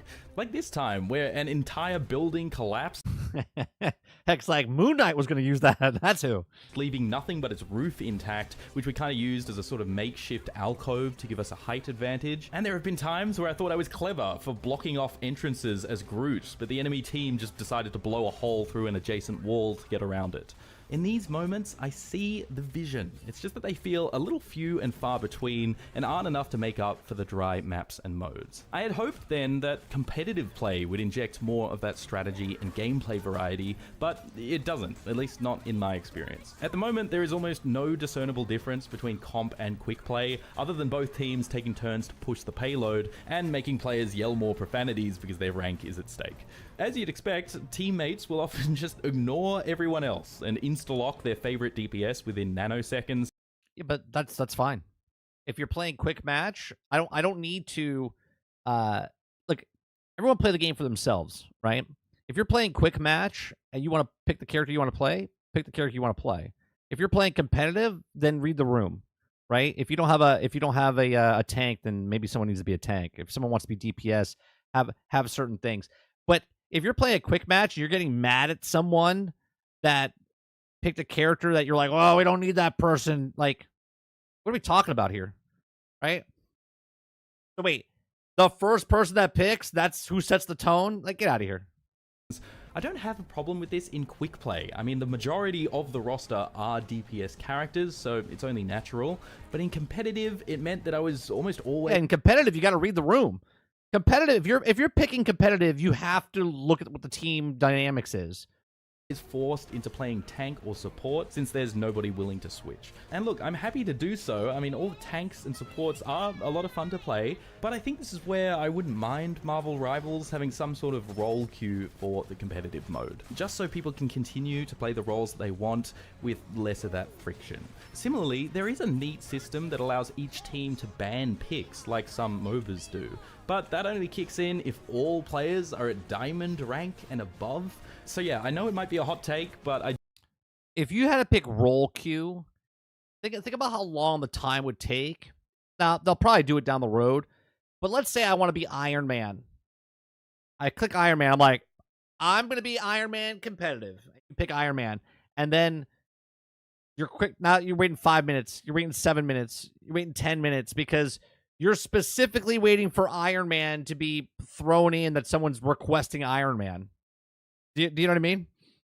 I do think role queue and character bans being available baseline in the competitive mode would be a great way to both differentiate comp as well as help band-aid balancing issues both now and in the future. Last thing I'll touch on is monetization, which I do actually have some nice things to say about. Monetization, I just think they need to tune it down just a little bit. I think the $32, whatever, $35, $22 for certain skins, just need to tone it down just a little bit. Given this is a free-to-play title and NetEase is behind it, you might have some concerns here, but I'm pleased to report that it's actually not bad. I mean, character skins... The fact that people keep saying it's not bad is bad. Not the game being bad. The people just being, yeah, it's fine.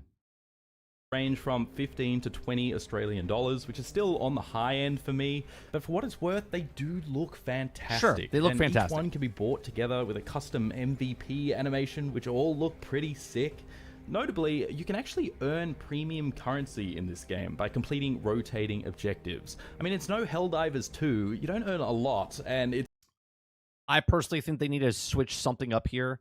Like, if instead of giving us 60, okay, maybe they give you like 5, but it's you keep recurring it.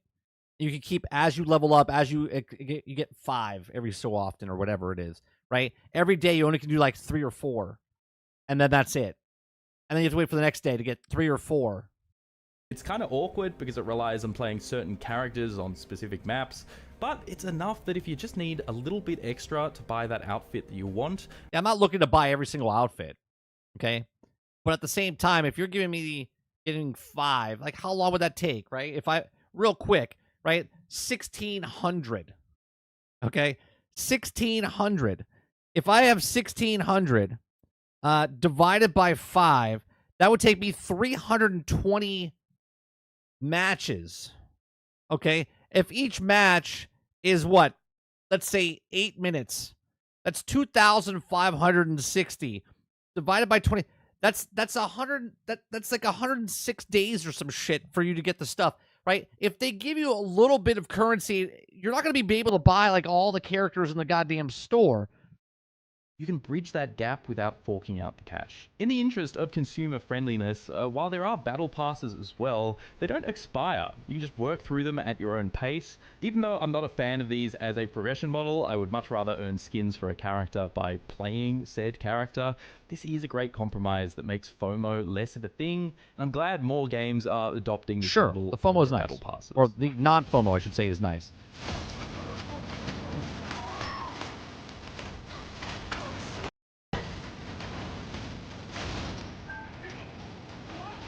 I don't see very many Black Panther players in the game. Not very many. So, is Marvel Rivals the Overwatch killer that everyone seems to suggest? Look, I don't think so, at least not yet. Even after all the controversy, Overwatch still has better game feel, map design, it's easier to watch, and has a level of versatility within its character kits that allows for unmatched skill expression.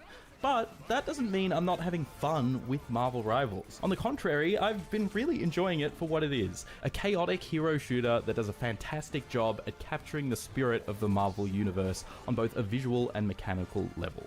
So even though I've had no shortage of criticisms in this review, I hope that still comes across underneath it all. I also can't overstate just how much that Marvel angle makes me excited for the future of this game. I mean, you're never guaranteed that any new Overwatch hero down the line is going to appeal to you, but you can bet your ass that everyone's got a favorite Marvel character. That's right. That's why the IP is such a big win for them. They're waiting to join the roster. Given how NetEase have faithfully implemented their current slate of heroes and villains, that anticipation alone is probably going to be enough to have me logging in for years to come. Imagine Cyclops, Daredevil. Hell, they've shown that they're not afraid to get a little weird, so if they bring in my boy Reptile, it is all over for me. Like I said, above all else, Marvel Rivals is a fun time. It's like we're back to just playing that good old rough and tumble beach soccer again. It's a bit messy, sure, but when I've got a Doctor Strange main sling-ringing us behind the enemy for a game-winning team wipe, or a badass Captain America player single-handedly holding down the payload before support arrives, in those moments, it's like an epic comic book sequence unfolding before my very eyes, and it's then that my bruised shins feel a little less sore. It's definitely the closest a hero shooter has come to filling the void that OG Overwatch left for many of us. So if you yearn to relive those days of old, or even just love this universe like I do and want to scrap with your favorite heroes and villains, I recommend Marvel Rivals.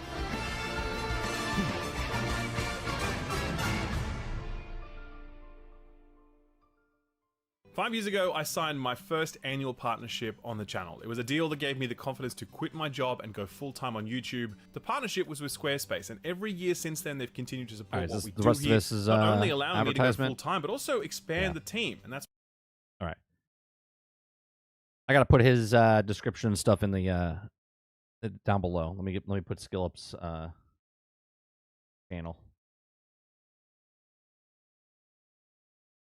Got.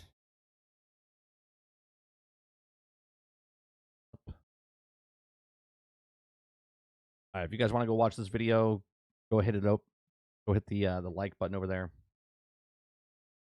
Um, yeah, I think the game is fantastic. I do. I mean, obviously, is it going to last 8 years? Maybe, probably. Who knows? Right? It all depends on what they add. We're like 1 week in, right? 1 week, 2 weeks, into what the game is. To say that, like I'm like Nostradamus, I have no idea. I think the recipe is there for it. That you can continue adding to the game, adding maps, adding heroes, adding different game modes, adding a PvE. Hopefully they make enough money because it is free to play. Hopefully they make enough money where all of a sudden they add some sort of PvE game mode. They could put a game mode in there where it's a large scale battle instead of 6v6. It could be like 20v20. Down the road. Who knows? It'd be very interesting to see what they do and what type of game modes they bring in, what type of characters they bring in. All right, let me see what you guys are saying over here.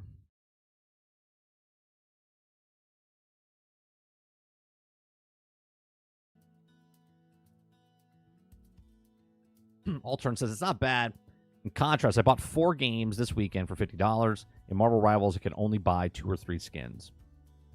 But if that's the game you're playing and you're enjoying, you know what I mean?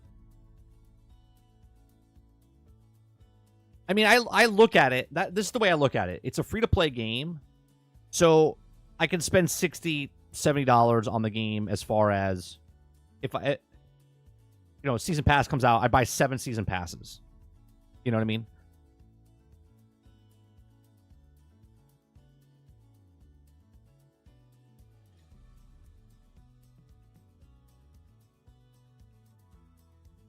Because if I wanted to play the game and it was a full-price game, it would have cost me $60, $70. But instead of buying it for $70, I'm playing it for free, putting hundreds of hours into it, and I'm like, you know what? I'll buy a season pass. I'll buy 2 season passes. I'll buy a season pass and one skin that I really like for the character I like the most. Lucas says Overwatch 1 progression was perfect. You just play the game, no missions, no quests, just play. The only problem was that you could buy loot boxes with money. Well, right. Robert Jones says, imagine the progression loot box items were in the game. That's how you look at it, heck. Yeah, I mean, if it's a $60, $70 game, you're not paying that. Technically, that money is like, they're like loaning you the game, basically, right? They're loaning you the game. They're like, yeah, it's a payment plan. You pay $10 a month.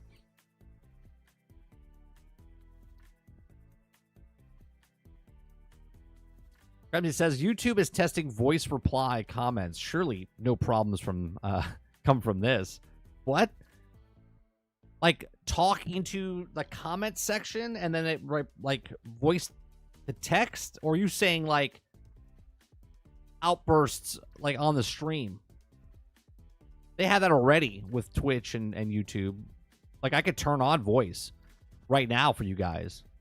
You're saying they implementing that?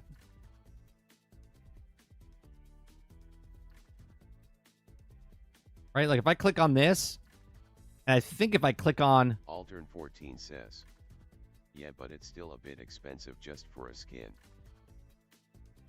See? I want to turn on where I could click on someone and it would say it. Well, I agree. I think the skins should be no more than $10. $10 for it. It says, no, I mean, you record your voice and then post it in the comments. I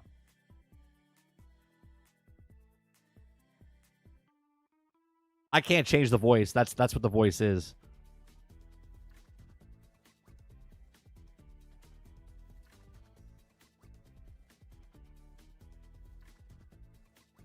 Here, I'll pause the music. I'll raise the volume up so you can hear the voice.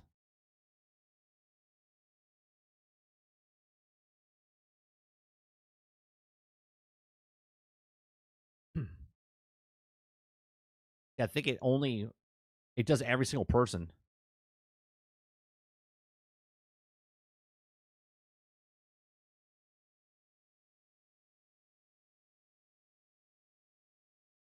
Yeah, see, I can't click on it. It does it when someone talks.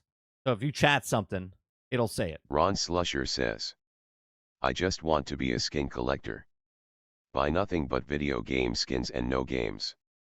Akuda Papua says, Brain eclipse you fool. Krebsy Gaming says, it's about to become a 306. It's like a guy with a frog in his throat.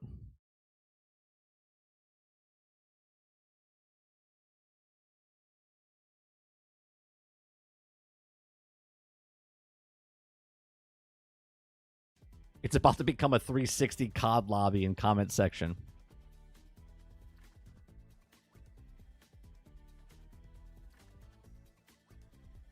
Altern says, which voice is better? Hey, look, if you want, you know what? You don't even have to take a vote. I'm gonna give myself a rest. You guys just talk and take it away. Okay. You guys. Henry Heck says, You guys just take it. I used TTC when I was streaming from PS5 since there's no real streaming tools for consoles. Lucas Rodriguez says, oh no, please don't. This is fantastic. I just saved my voice. Great, gives me more time to drink a little bit, you know? Altern14 says, please click like and subscribe. That's fantastic. Brain Eclipse says, Nate Allen Dragon's Dogma 2. With the what don't you like about it, just wondering, I haven't played it yet. Henry Heck says, Bow chicka wow wow. Yeah, that's pretty good. That's pretty good. Bow chicka wow wow. Salater says, oh my. Rauik says, it's like the voiceover on all the Facebook videos but worse, lol. I can't change the voice. Solemn Argus says, we are Deegans, why would you do this, Mike? Akuda Papua says, now we have Stephen Hawking in chat. Krebsy Gaming says, I am Stephen Hawking's brother. I am here from the future thanks to Skynet. Fantastic. Alter14 says, in a world where 30 doesn't talk, and the news are taken over by Elon Musk new robots, the stream quality improves by 10%. Robert Jones says, I saw a streamer who didn't read chat. He just liked the CPU read it for him so he didn't have to look. Ron Slusher says, the McRib sandwich is back. Oh, is it? Klusky says, Merry Christmas. Kiss my ass. Kiss his ass. Happy Hanukkah. There you go. There you go. I'll shut that off for a little bit. That's fantastic. Maybe we'll have a segment. Maybe that's what we'll do. Maybe we'll have a segment. Yeah, I can't. I don't know how I could. It says filter messages. I could do that. I don't think you could change the actual audio. Text to speech. Start reading incoming messages out loud with text speech. Yeah, but I can't. There's no. Oh, you know what I could do? Hold on. I think I actually have a way to do it.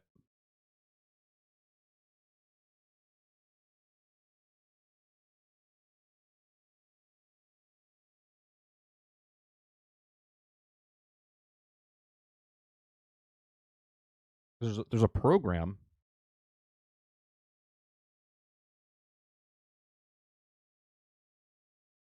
Oh, it's online, I think. Yeah, I think it's online.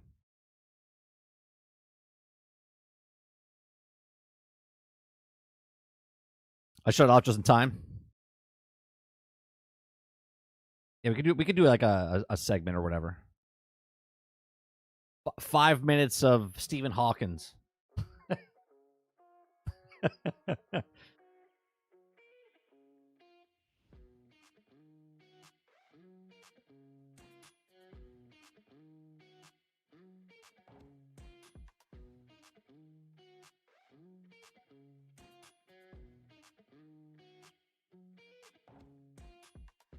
Yeah, there's an app. I forget what the actual thing is though.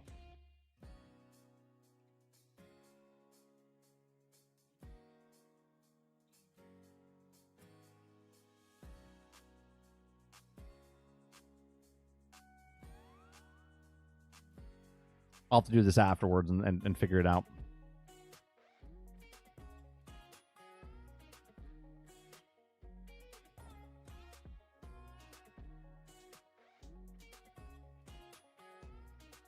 Eclipse says they have a new Monster Hunter Wild video for anybody that wants to watch it.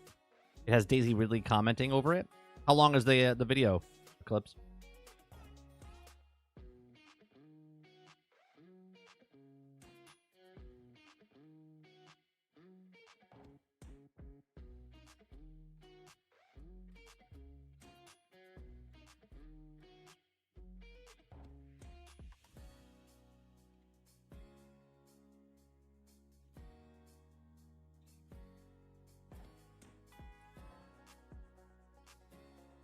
So you should try Helldivers? I did not. I didn't play much this weekend.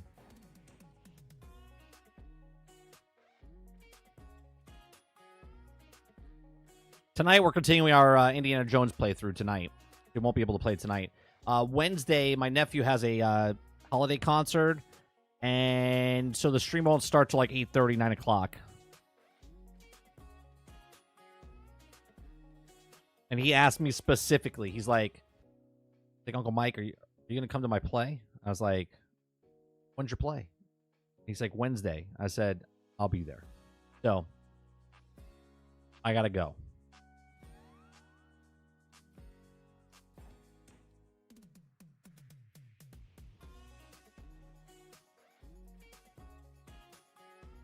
Superman trailer coming Thursday.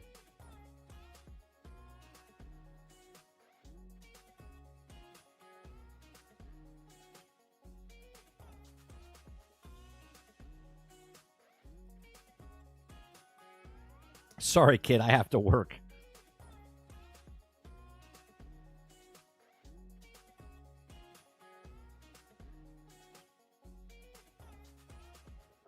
Oh, it's just tapping the I won't do that. You beat Indiana Jones? Incredible game. Can't be happier. Nice. Yeah, we're going to continue our playthrough tonight. It'll probably take me about 3 or 4 playthroughs because we're doing a bunch of different things. Start the stream at the holiday concert. No, I'm good. I'm good.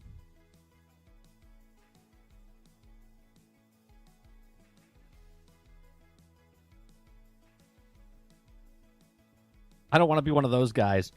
What's going on, chat? Yeah, no, I'm good.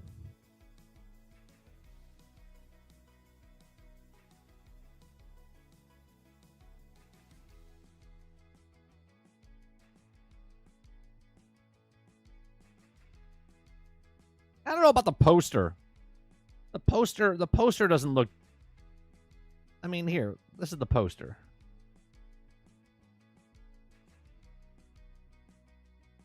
I mean...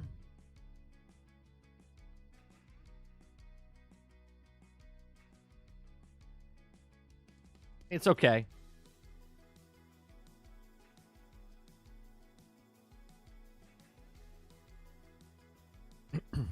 Just like he's like smudged it, you know what I mean? I don't know.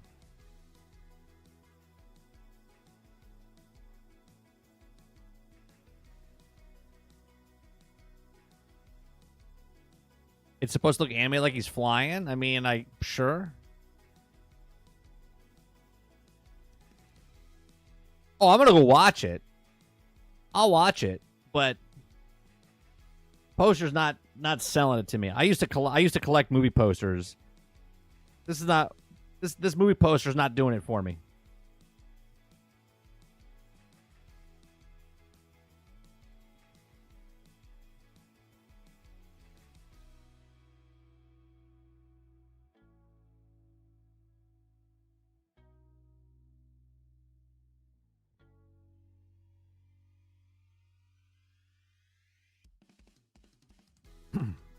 It's already 12:10. Man, good morning just flew by.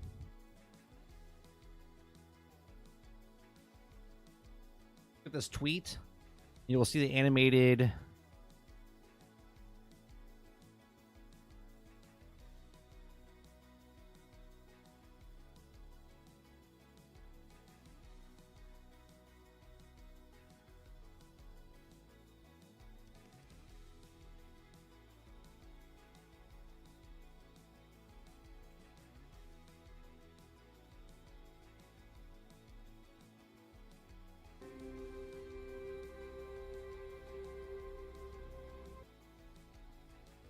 now it looks fucking worse. Now it looks worse.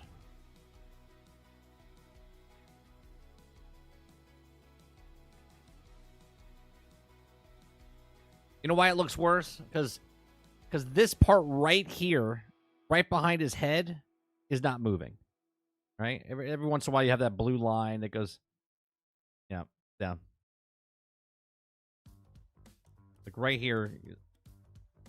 There it goes. It goes a little blue line right there. That looks worse.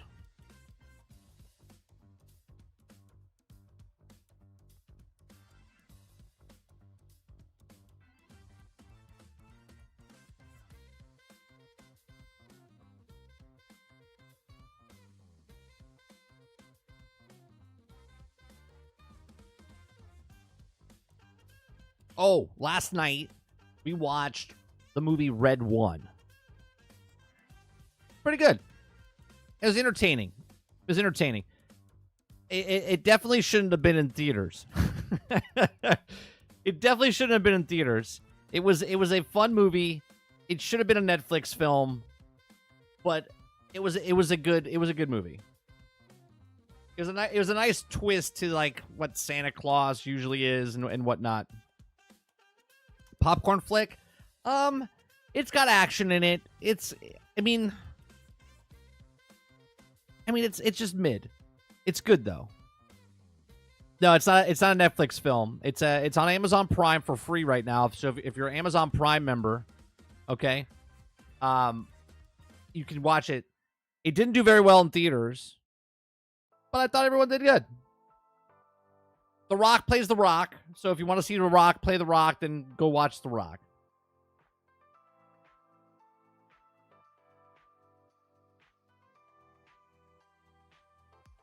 Chris Evans did a good job.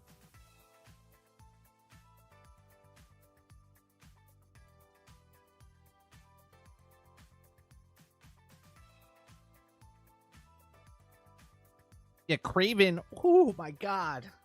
Oh, my God.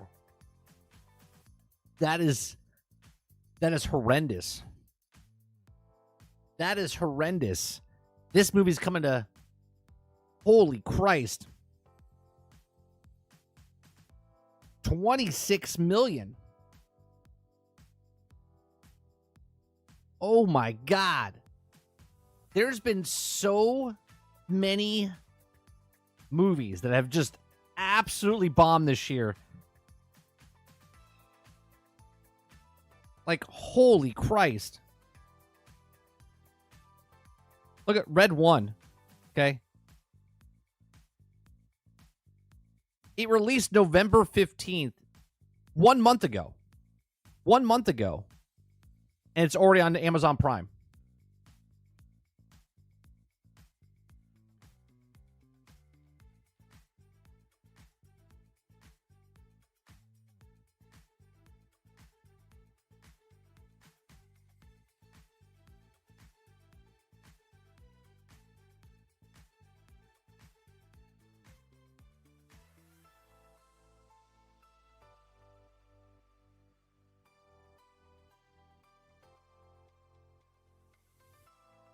At least Craven has a 73% audience score.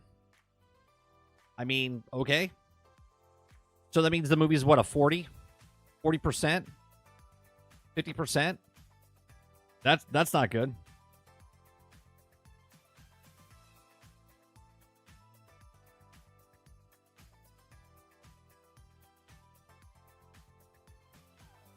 Like you want stats like this, right? Wicked 88. Audience scored 95. You know what I mean? Like that's what you want. Right? Moana 62, 87. So really it's like a 70 something. Raven 15. 15% to 73%.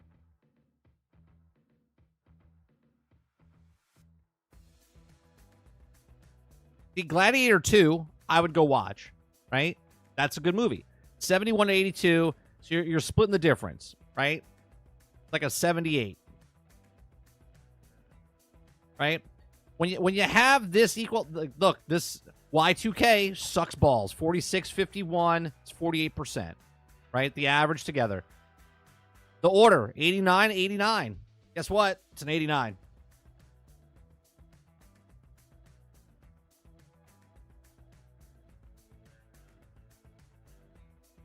That's when you know a movie's good. Right? When you have two dramatically different things here. Okay? Venom, 81 and a 41. So it's a 61%.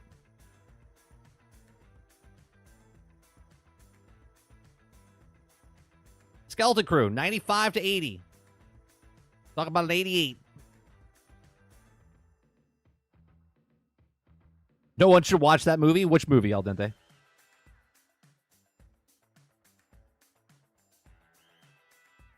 Deep Santa, 20 and 43%. Oh, yeah, that's a good movie. You guys should definitely go watch that movie.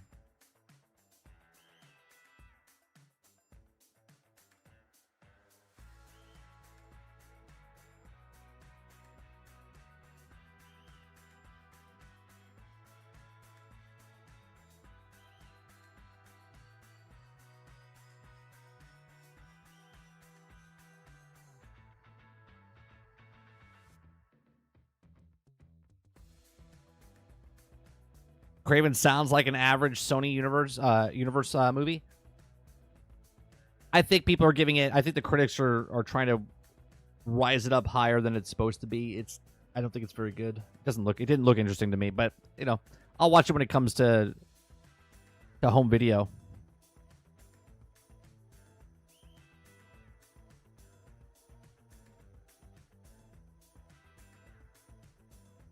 This is why, Robert, I don't take one side or the other as gold.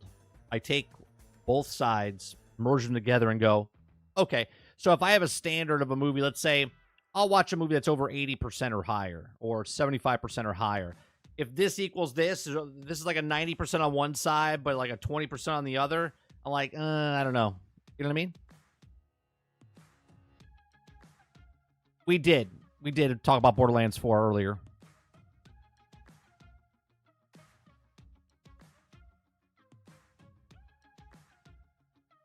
Right, I'm okay, El Dente. If they don't match, I'm okay. Right? If a movie does match, though, then you're like, oh, it's a good movie.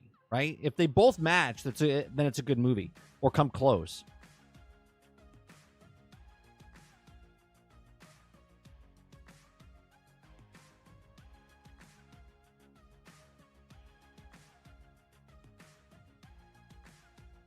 Yeah, when you look at some of these scores... The Silent Voice, 95, 93. Go see that movie, right? If both are lining up, go see it. When you're getting stuff that you're like, no one's like, this one's 100%. How many people? The Count of Monte Cristo.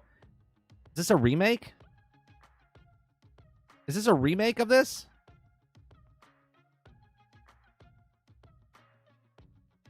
I love the original.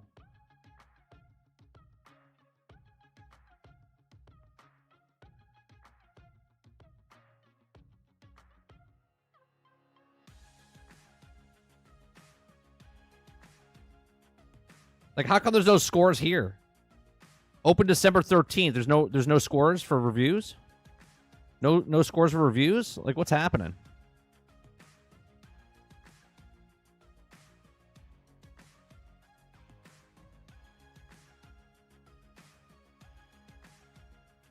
The big innovations for it, for Borderlands, were they were talking about an open world, like God of War-esque.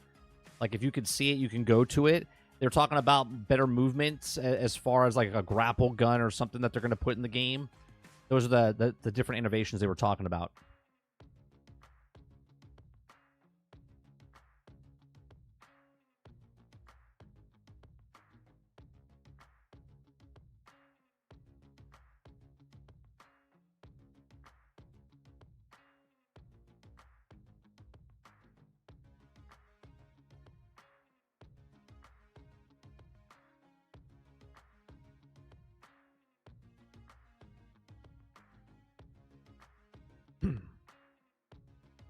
Eight episodes of what, the secret level? How's that doing?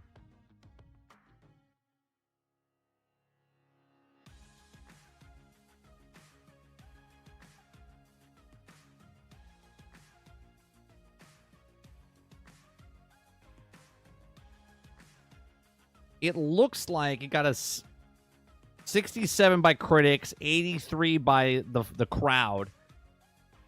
But that's for the whole thing. Do they do each individual episode?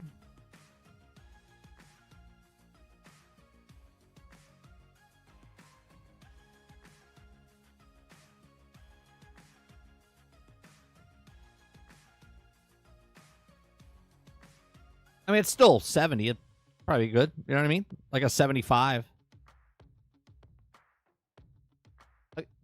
Again, that's what I do. I don't take someone's one person going, oh, it sucked. The other person's like, oh, it's awesome. I take the rough estimate of everybody for crowd and then critics, and then I go, okay. And most of the time, I give crowd more credibility than the critics. But that's just how I do it.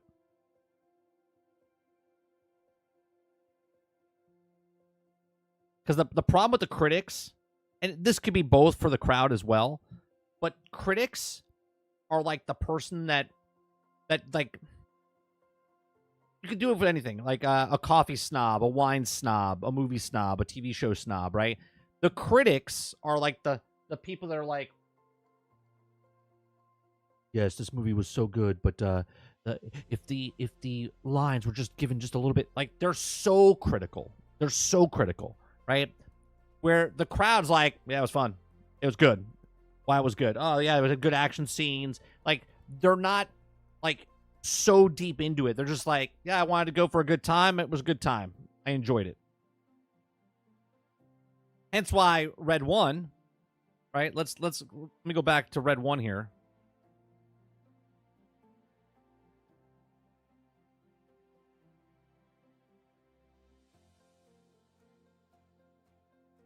Yeah. Perfect example. Red 1 got a 30% by critics, 90% by fans. Okay? I would say the movie is a 70-75. Right? Do I think it's dog shit? No. Not by any means. It's entertaining. It's fun.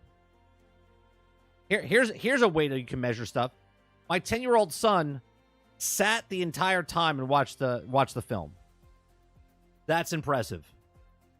If you could get a 10-year-old to sit still for, it was like 2 hours and whatever minutes. Yeah, 2 hours and 2 minutes. It was entertaining.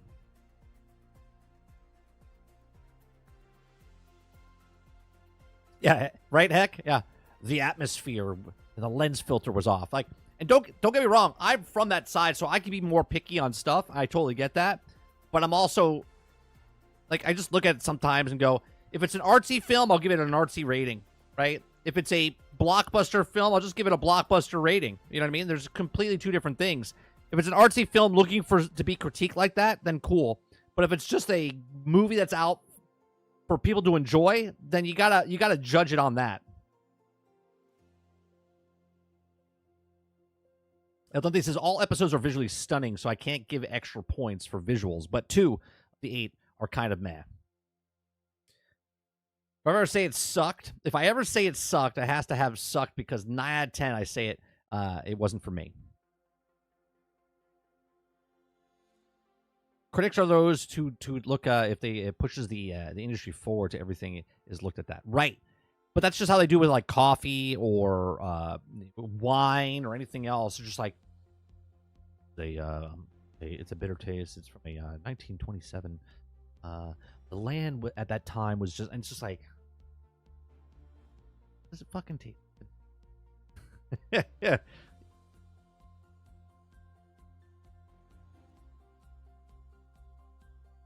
I agree with the critic based on The Rock. Yeah, The Rock plays The Rock. That's for sure. Z says, right. Citizen Kane sucked. It wasn't enough action scenes. Right.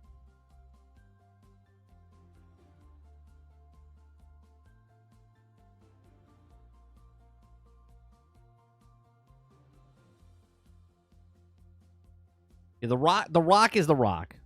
He plays The Rock the entire time. His acting range is like a tissue box.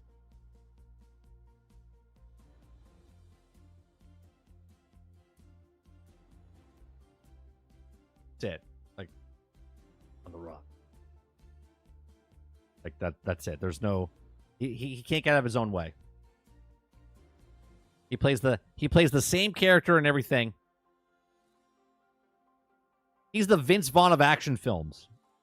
Everybody gets that reference. Like Vince Vaughn plays Vince Vaughn. In all his comedies, okay? In all his comedies, Vince Vaughn plays Vince Vaughn. The Rock is The Rock in action films. Like, he's the Vince Vaughn of action films. He just plays the same character. I like that, Joes. You could say that he has an acting range of a Rock. Yeah.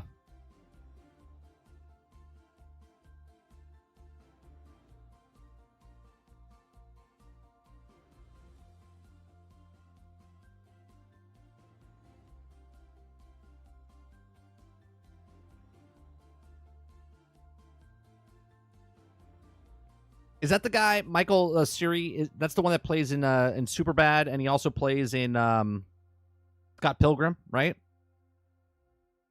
That's him.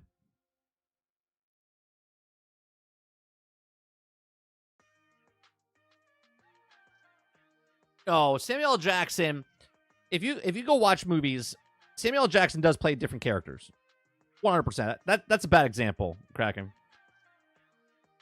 Right? Now, obviously, Samuel L. Jackson and most of his films, he's going to be cursing like Samuel L. Jackson. But he plays a lot of different parts and doesn't play the same character. The Rock literally plays the same character in every fucking movie he plays in.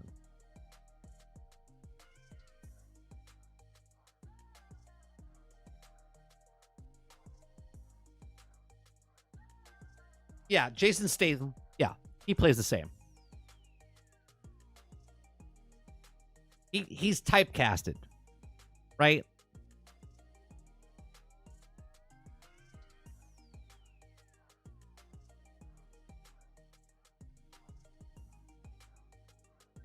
The Rundown is the only time he has worked. Oh, at being The Rock?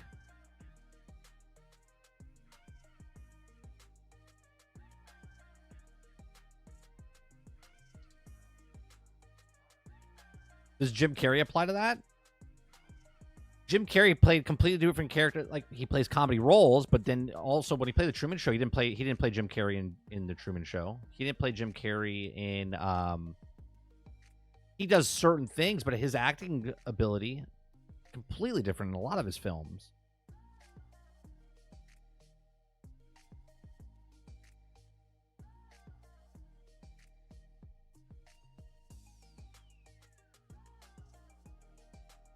He's got so many.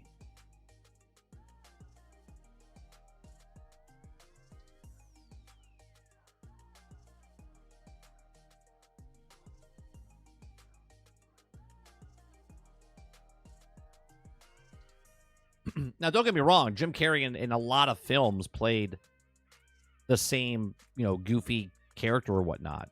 But there's plenty of films that he's been in that's super serious and whatnot.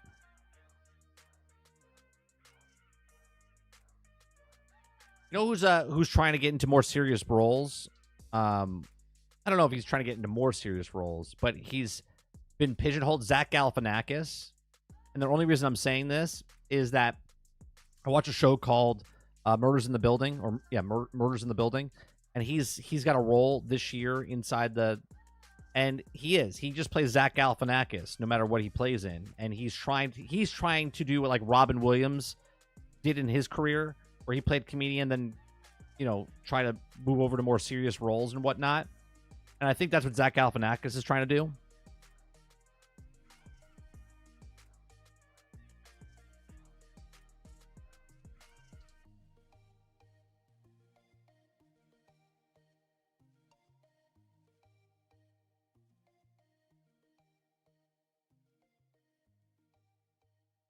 Batista, this is why he's wearing pearls now and weighs like 135 pounds.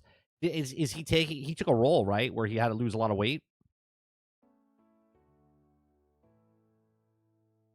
Oh no, Ryan's got a good range that he could do. He does play a lot of roles and typecast into what he does, but he's that sarcastic, that sarcastic humor, no matter what he does. Like Deadpool is the character for him, but I think he could play different roles, for sure. But as of right now, yeah, I would say Ryan Reynolds is typecasted like that.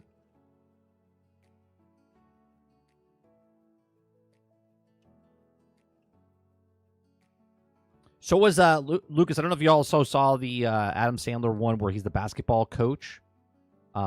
He plays a good part in that as well. I forget what that one's called. He's a scout for basketball. I forget what the hell the movie's called. That was good.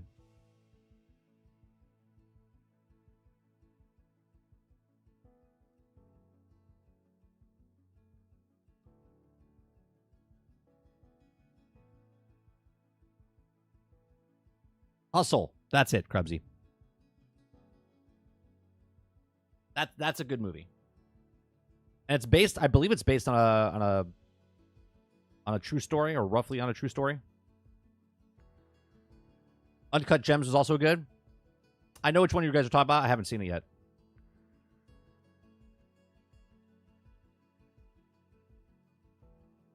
Oh, look at this.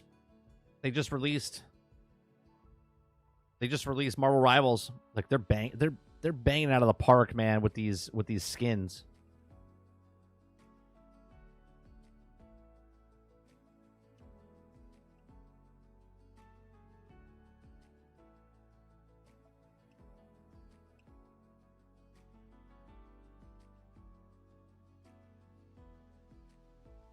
Take a look at that picture, because many of you are going to be killed by that thing right there.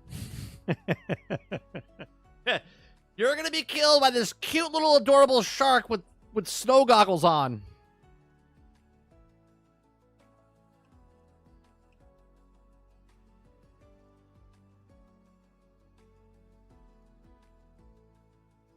Oh, he's freezing.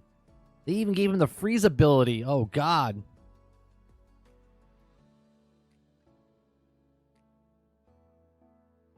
Wait, is this a different game mode? Did they just put the fuck is that game called where you're painting? The hell is that called?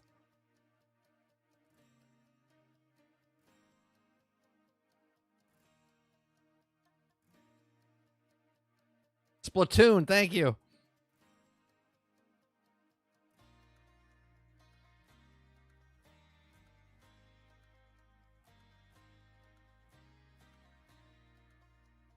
Oh, look at this one.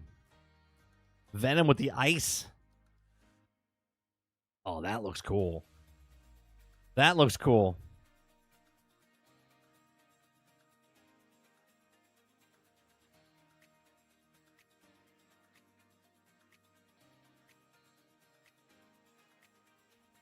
Look at this. Groot's got a little festive thing going on here.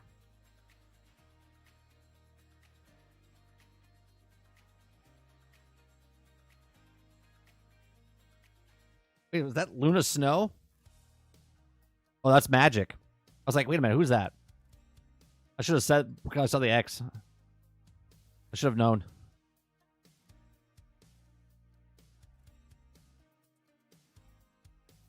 Well, there you go.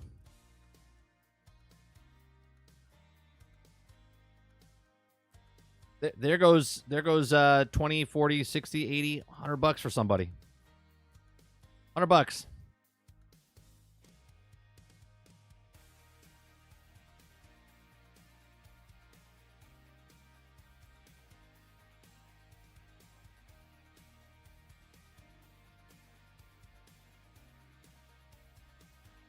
Yeah, so it's a holiday event where you're just Jeff.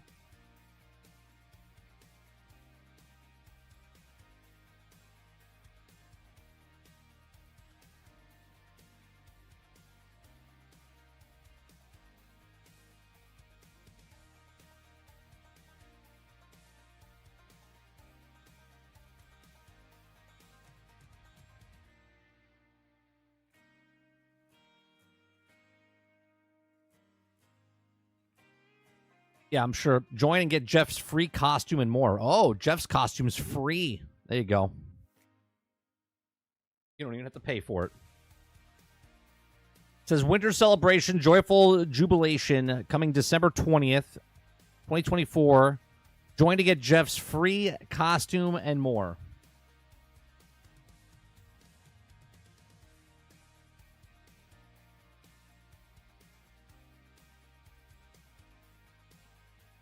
And then all of a sudden, Overwatch 66 is back with 2 experimental modes. They're like, please come back and play Overwatch 2. We brought back the thing that the other people are doing now.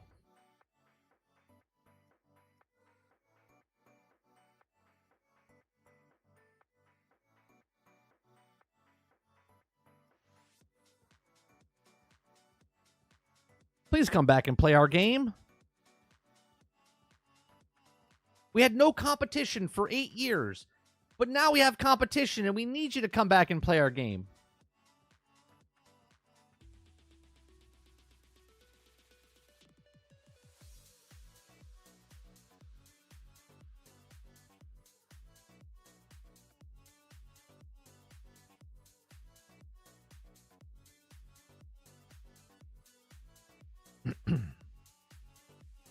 I'm looking to see if there's anything else going on Twitter right now.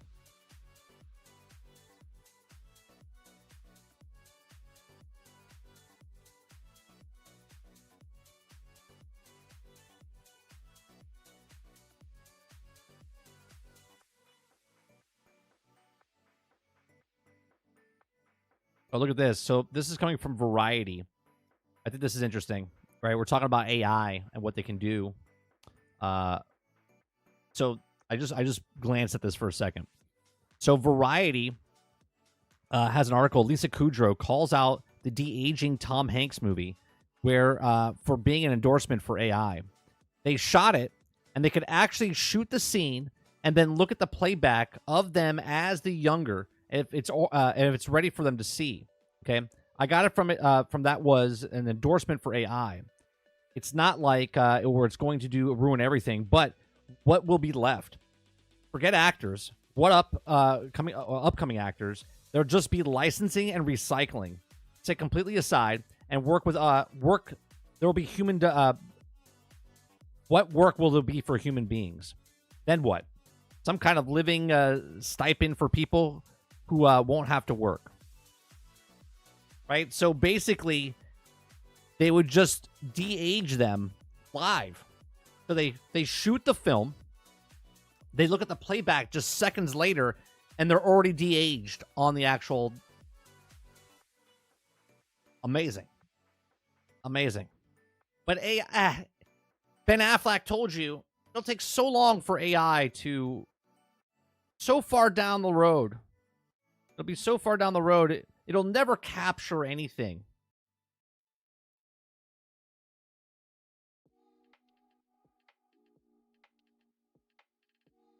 Right?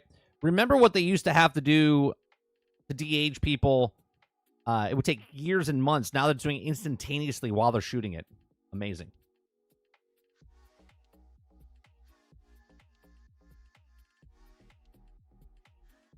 Help Dente says, free games giving away free cosmetics or costumes. What is this?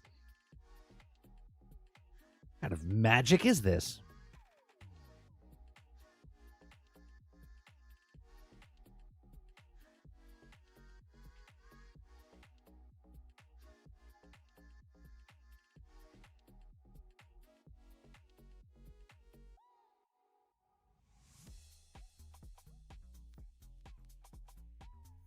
Here's another thing I just found. On the death anniversary of Star Wars Galaxies, the fans team Keep the MMO Alive is launching its biggest update yet, which includes 5 new playable species.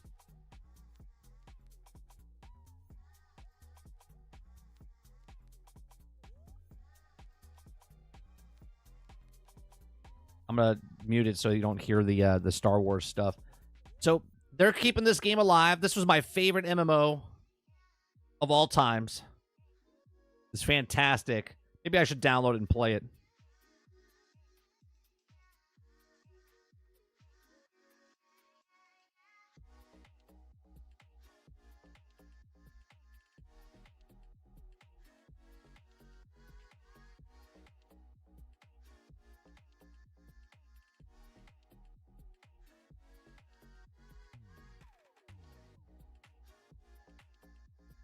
Made the tree guy into a Christmas tree, though.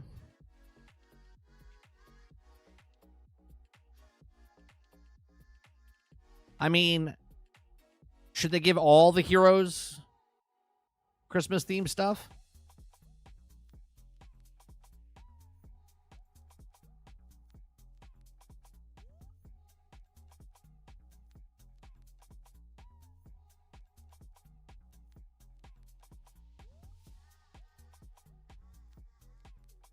So 5 new customize your characters. Cool. I want to go back and play just the old Republic. Maybe I should go back and do that. Too many things to play. Too many things to try. Too many things to do. Not enough time.